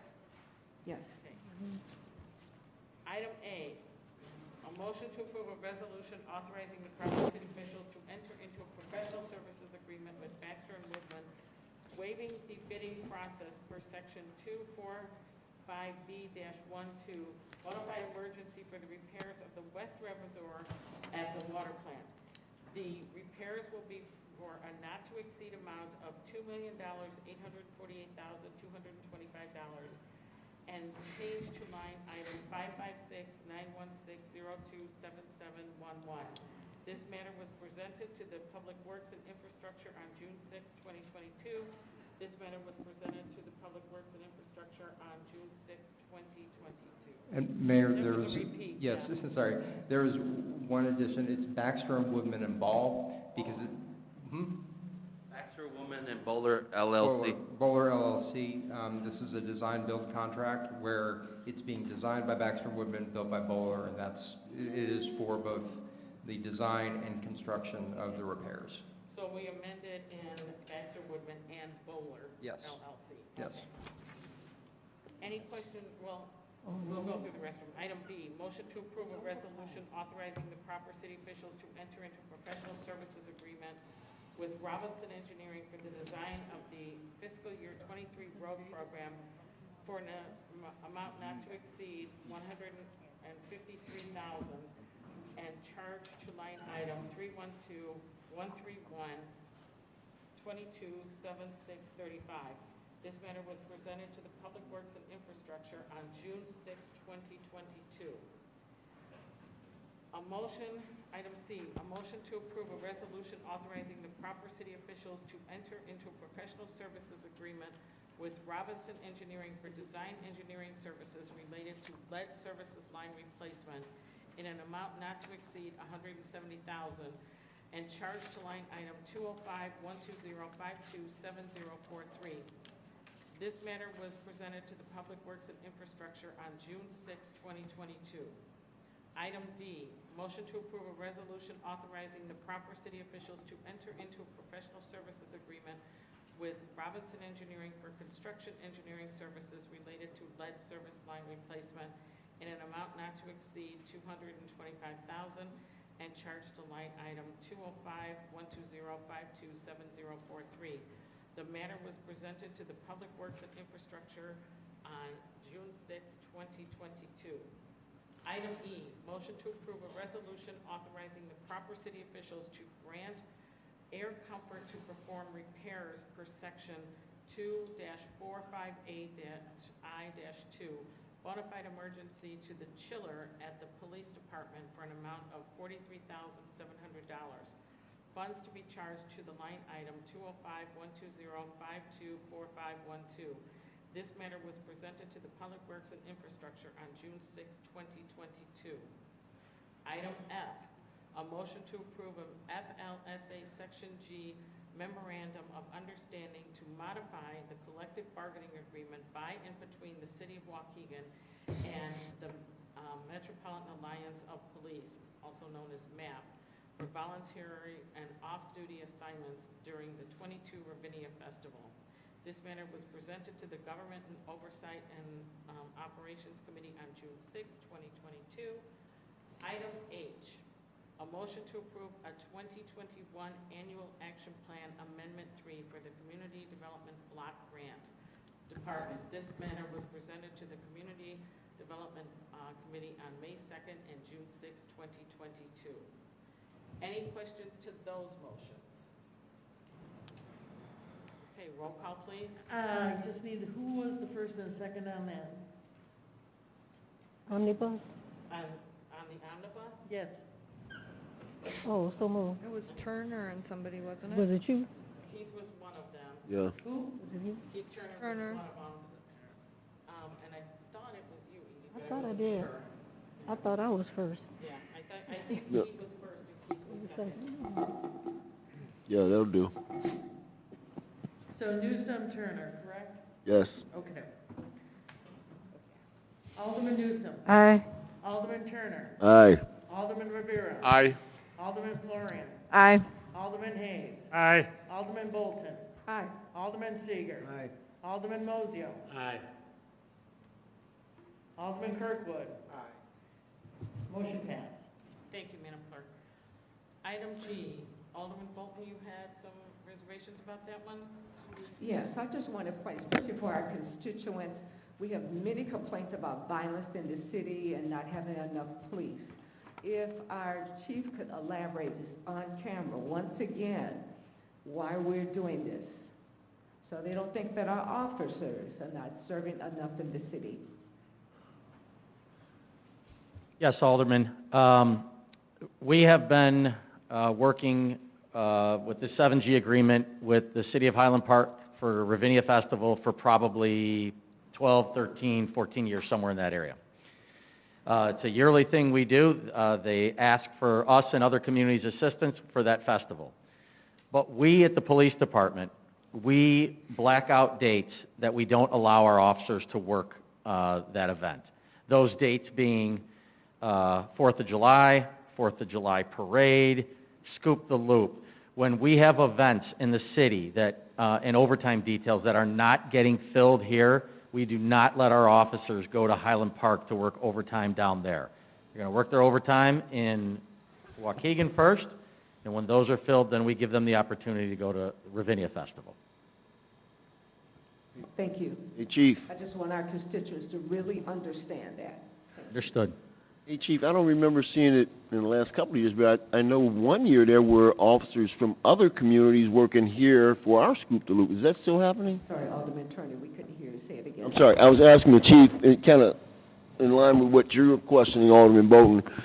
I recall seeing some officers from other communities helping out here with Scoop the Loop a couple of years ago, 5 years ago. I don't recall seeing them in the more recent years, but is that still the case? You're very accurate in recalling that, and yes, there will be other resources here from other communities helping us for some of those events. Kind of the same tit for tat thing. Absolutely. Okay, great. Thank you, sir. Any other questions to the motion for item G? Can I have a first for item G? First. I so moved. Second. No. Alderman Hayes, Alderman Bolton, second. Okay. Okay. Motion to approve a FLSA Section 7 Memorandum of Understanding to modify the collective bargaining agreement by and between the City of Waukegan and Waukegan Police Belvin Labor Committee Unit Number 42 for voluntarily off-duty assignments during the 2022 Ravinia Festival. This matter was presented to the Government Oversight and Operations Committee on June 6, 2022. With there being no questions to the motion, roll call please, Madam Clerk. Alderman Newsom. Aye. Alderman Turner. Aye. Alderman Rivera. Aye. Alderman Florian. Aye. Alderman Hayes. Aye. Alderman Bolton. Aye. Alderman Seager. Aye. Alderman Mozio. Aye. Alderman Kirkwood. Motion passed, ma'am. Thank you, Madam Clerk. With that, it's Alderman time. Alderman Newsom. Pass. Alderman Turner. Thank you, Madam Clerk. Our question for the Mayor and Corporate Council. I know we had several discussions about this, and I thought we had settled that we were going to put the question up for a vote on moving to nonpartisan elections. In my understanding, I thought it had to have happened in May, but it didn't. So where are we with the agenda item to vote or put a resolution forward on moving to nonpartisan elections?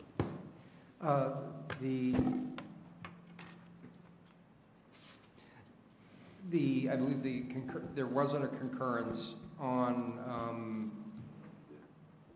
bringing it on, actually putting it to a vote. There was going to be some questions that we need to get some more clarification on from the county clerk.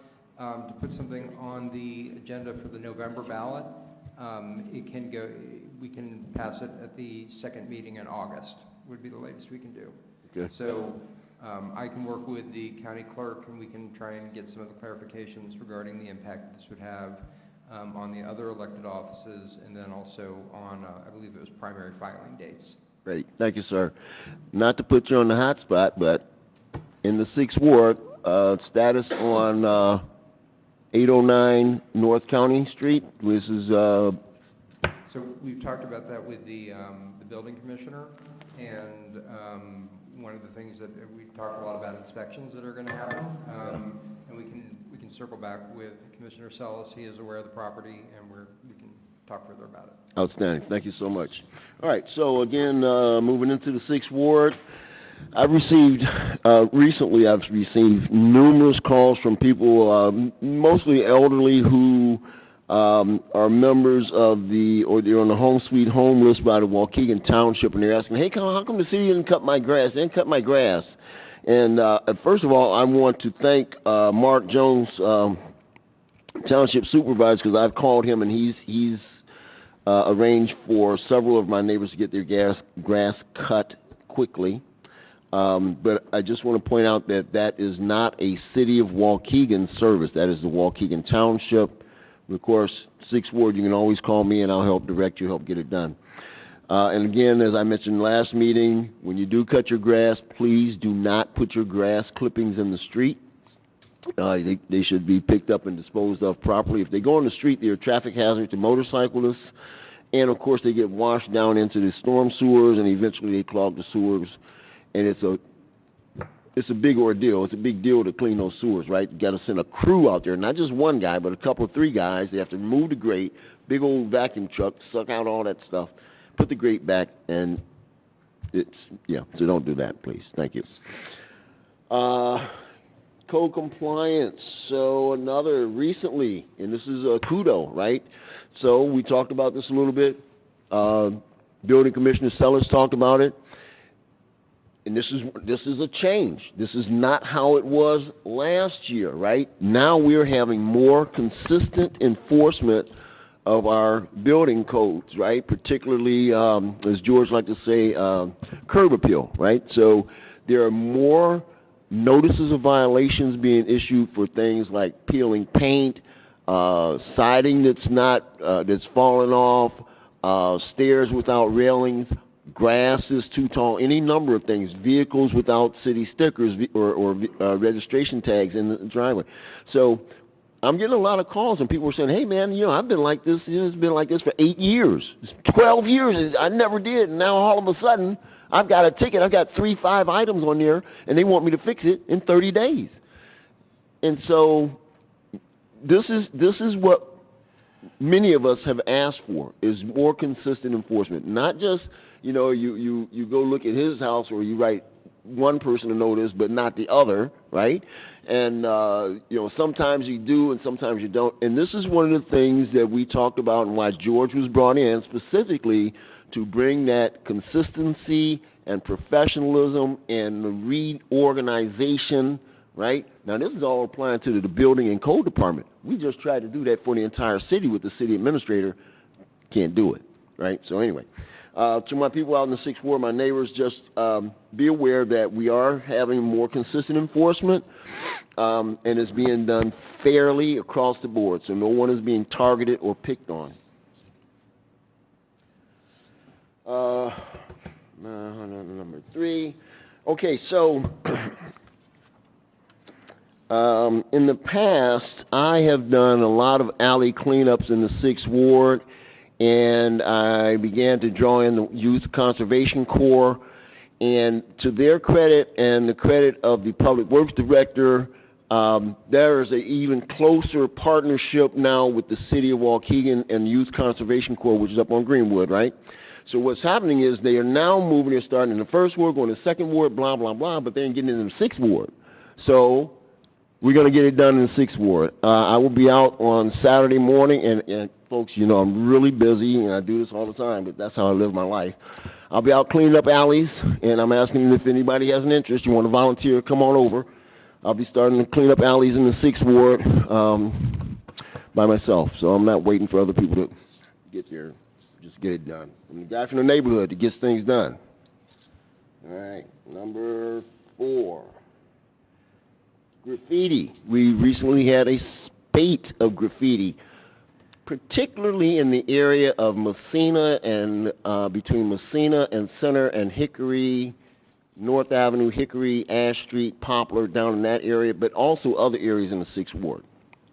All right, so then someone will call me up and they say, hey, Alderman, they tagged my garage, and I said, well, geez, let me see if I can get the city. I go over there myself, I take pictures, I send them to the director, the superintendent, I send them to the commander and the sergeant of the Community Crimes Division, right, Chief? Yeah, I got it. All right, so, but I send those pictures out, and I asked, and I don't even have to ask, I just send a picture over, and Public Works, there's Johnny on the spot. But I want to remind you folks that this Public Works is very busy. And while we, the city, will come out and paint over that graffiti, it's not our responsibility. It's your property, right? So if they're not getting there, I had a guy call me, he says, I've been waiting 45 minutes. They hadn't got here yet on Friday afternoon at 3:30, right? So anyway, be patient. City will come out and paint over. That's the one exception we make is getting that graffiti painted over, because it's kind of what they refer to as the broken window syndrome. If you don't cover it up, if you don't fix that window, you'll get more and more and more, and the next thing, your neighborhood looks really bad. So please continue to advise me. Let me know where the graffiti hits are. If needs be, I will rebuild my anti-graffiti kit in my truck, and I'll go out and clean it myself.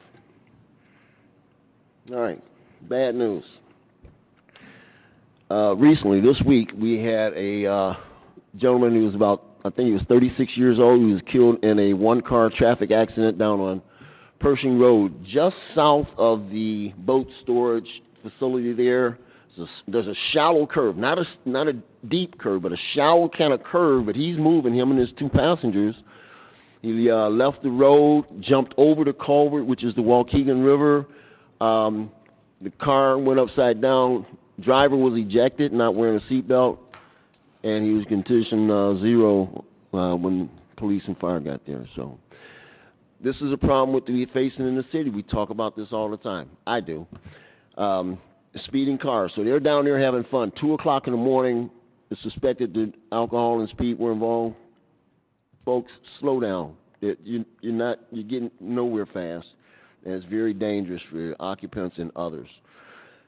Yesterday, there was a multi-car accident on the Amstuds. Driver hit those Amstuds, I think, from Belvedere. He headed north in the southbound lanes. He hit 5 cars. There were multiple injuries.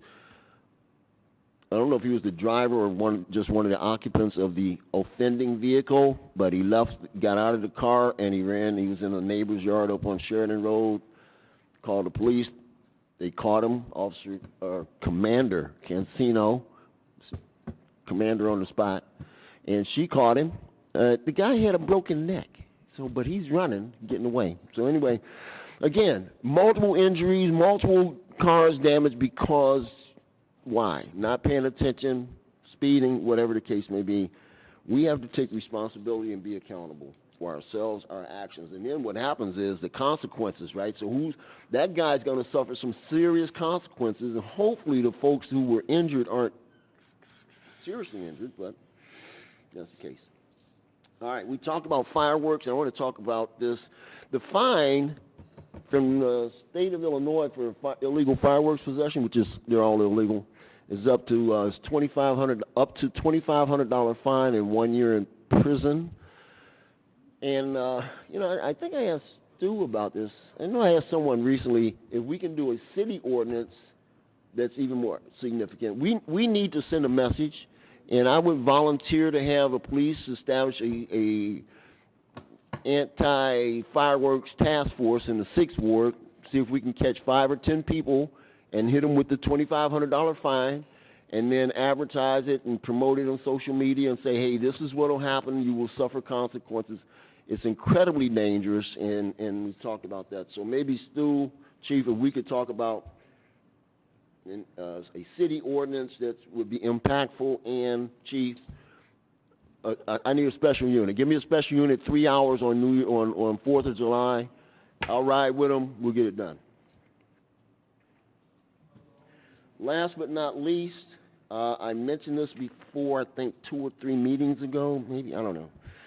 Anyway, I still have the 6th Ward Rewards program that it's no longer 6th Ward Rewards, it's citywide. My 6th Ward Rewards program is citywide, pertaining to gun crimes, right? Illegal gun possession, if you are instrumental in identifying someone in possession of an illegal firearm, and you serve as a good witness, get them arrested, prosecuted, and convicted, I'll give you $1,000. And if they use that gun, whether they just pointed at someone as an aggravated unlawful use of a weapon, or they actually pulled a trigger, give you another $1,000. So you can get $2,000. And right now, that's the limit, right? But after June 28th, I think it's going to crank up. I'll have a little extra money, so stand by for that. And that's all I have for this evening. Thank you for your attention. I know it's a little long-winded, but that's how I do. Thank you. Alderman Rivera. Thank you, Madam Clerk, and I will be quick. First of all, I want to offer all my condolences to all the Waukegan families who have lost a loved one, especially to the Diaz family. J.J. Diaz, his name is actually Juan Diaz. He was 58 years old. He passed away on May 25th. J.J. was a retired Lake County Sheriff's Department corrections officer. He worked there for 32 years. The young man was 58 years old, personal friend, and again, condolences to the family. A reminder, COVID-19 is still with us. As you can see, we all have masks, so please be mindful, be aware of your surroundings when you are out. It kind of boggles the mind, this whole situation regarding the city administrator. I mean, you know, I'm a person that I do research, so you take a look at something like this, you go out to other communities and you see what's being done there. Other communities thrive with the city administrator. I don't know what makes us question ourselves that we would not. So that's very disheartening. We need to get to the next level. Waukegan needs to get to the next level. Doing the same thing gets you the same, always. Change is difficult, but we must change. And it's disappointing that the old Waukegan politics seem to be still around. It's pretty much that's what it is. Change is difficult. I know change is difficult. But you know what? For this community, this change is going to be great. I can't see other communities fail on something like this. And for some reason, we have tagged ourselves as we're going to fail, we can't do this. No, we're going to stick to the same old, same old. And the same old gives us the same thing over and over and over again. We need to get to the next level, folks. Again, terribly disappointed over tonight's results, but we'll keep moving along. I ask that you all watch your speed when you're driving home. We all talk about speeding. It starts with us. Watch your speed when you go home. Other than that, God bless. Thank you very much. Alderman Florian. Thank you, Madam Clerk. I just have a few quick things. I want to reiterate again the young man that spoke at audience time and said that the casino vote was unanimous. It was not. I can vouch for that. I voted no for the casino to come to town. My last alderman time, I reiterated my stance on how much we pay the police and fire department and how we needed to give the mayor the same amount of latitude. And it was misinterpreted by some people in the audience that I was speaking to the audience. I had said at the beginning of the speech I made that I was speaking to my fellow aldermen, so I just want to clarify that speech was to my fellow aldermen about how we allocate funds in the city. So I just wanted to clarify that was directed at aldermen, not at the citizens. And tonight I want to thank my fellow aldermen for supporting the people at Brook Avenue and protecting them in what little way we can. And hopefully things will work out for you people. But thank you for coming. Thank you for telling us your story. And thank you to my fellow aldermen for listening to their story. Thank you. Alderman Hayes. I'll pass my time. Thank you, Madam Clerk. Alderman Bolton. Yes, I just want to say to George Bridges, thank you for all the hard work that you do and you sacrifice. And also want to thank Mr. Garland, our Director of Public Works, for allowing us to call on you. Thank you for allowing me to mirror in the department on last week and mentor me and just show me the inside ropes even the more. And I also want to thank George Sellis for allowing me to do the same as well, and all your hard work. And also, I want to give condolences to the Garland family, as well as all that are experiencing loss at this time. And don't forget to celebrate Juneteenth. And I agree that we need a farmer's market in the city, so whatever we need to do to make that happen, let's do that. And then I'm definitely in agreement with changing one of the street names after DJ, I believe is his name, Donald Stallworth. And then I definitely believe in advocating with you, Ms. Young, in having prayer day. So hopefully we can negotiate that as well. Thank you, that's all I have. Alderman Seeger. Thank you. Thank you. I want to send out my condolences to the Director Larissa Garland and Public Works Director Chris Garland. with the passing of her sister. And also, let's see what date, June 3rd, I was able to get 2 of my alleys cleaned up in the 2nd Ward with the help of the Youth Conservation Corps. Those kids work hard, and they did a fine job. I know that it was only 4 hours, but afterwards we went out for pizza. I had a little fine conversation with them, and I hope to see them again and do it again, heading north.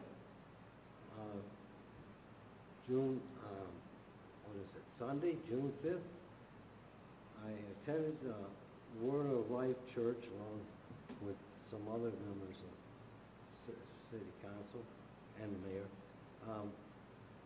We had a fine time. That building's about 102 years old, something like that. And the congregation, I was treated very well, and I'm sure they're going to do real good with that church. So congratulations with that. I'm planning to have a joint ward meeting again, and I'll keep you advised when that's going to be. And for right now, I'll end with just everybody, thank you for attending tonight. I know it got a little crazy, but that's okay. That's why we're up here, and we can take it. And just be safe. God bless everybody. Good night. Alderman Mozio. Yeah, I'll explain a little bit about the city administrator situation. It could have been something that maybe could have united us, but it didn't. I was hoping for a little more time. Patience is a virtue. I got more calls on this than I probably have gotten on anything in a long time. There was still a lot of trepidation about it out there. I think we needed to educate the community a little bit better about it. I don't know why we had to vote it tonight. I was hoping for maybe a month or so, give us a little bit more time to maybe build some consensus, to get more information to people, to make them understand what we're trying to do.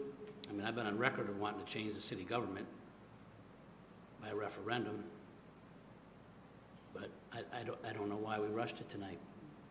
I don't know why. Didn't have to be. It didn't have to be done tonight. Sometimes you have to take a little bit of time to sell it to people. There were still a lot of questions out there, as I said. And I have people that I've known for a long time that I've got a trusting relationship with, and they were still apprehensive about it. And I told them, I said, well, I'm going to stall for time then. And I thought that's what I was going to get. But I didn't.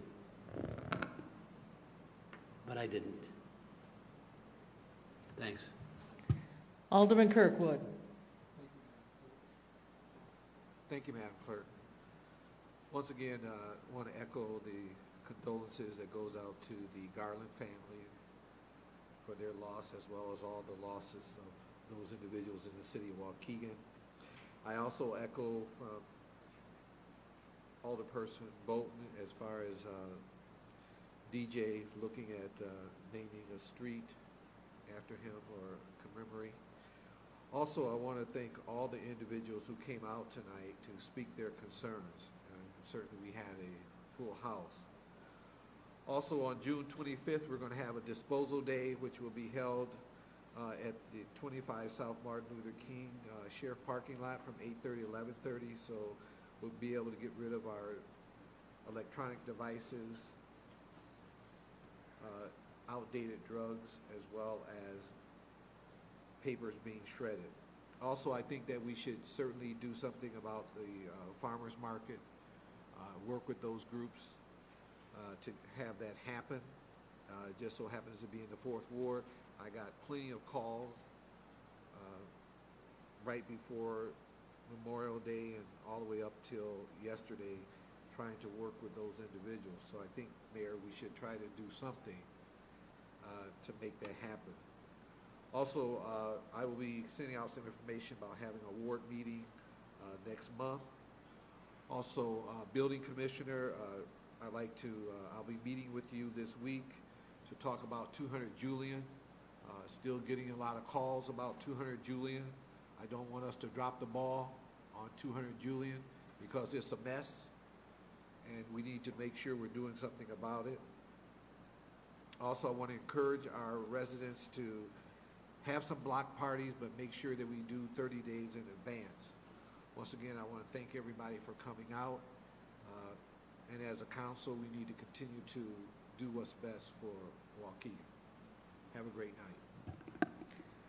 Before we leave, I do want to clarify that the reason that we took the vote tonight was because it was held over, and so it has to be voted upon at the next meeting. Second of all, 200 Julian, we are waiting to hear from HUD on, and then we will be sitting down with them. With all that said, a motion to adjourn, a second. Me, I second it. Alderman Rivera, second is Alderman Seeger. All those in favor? Aye.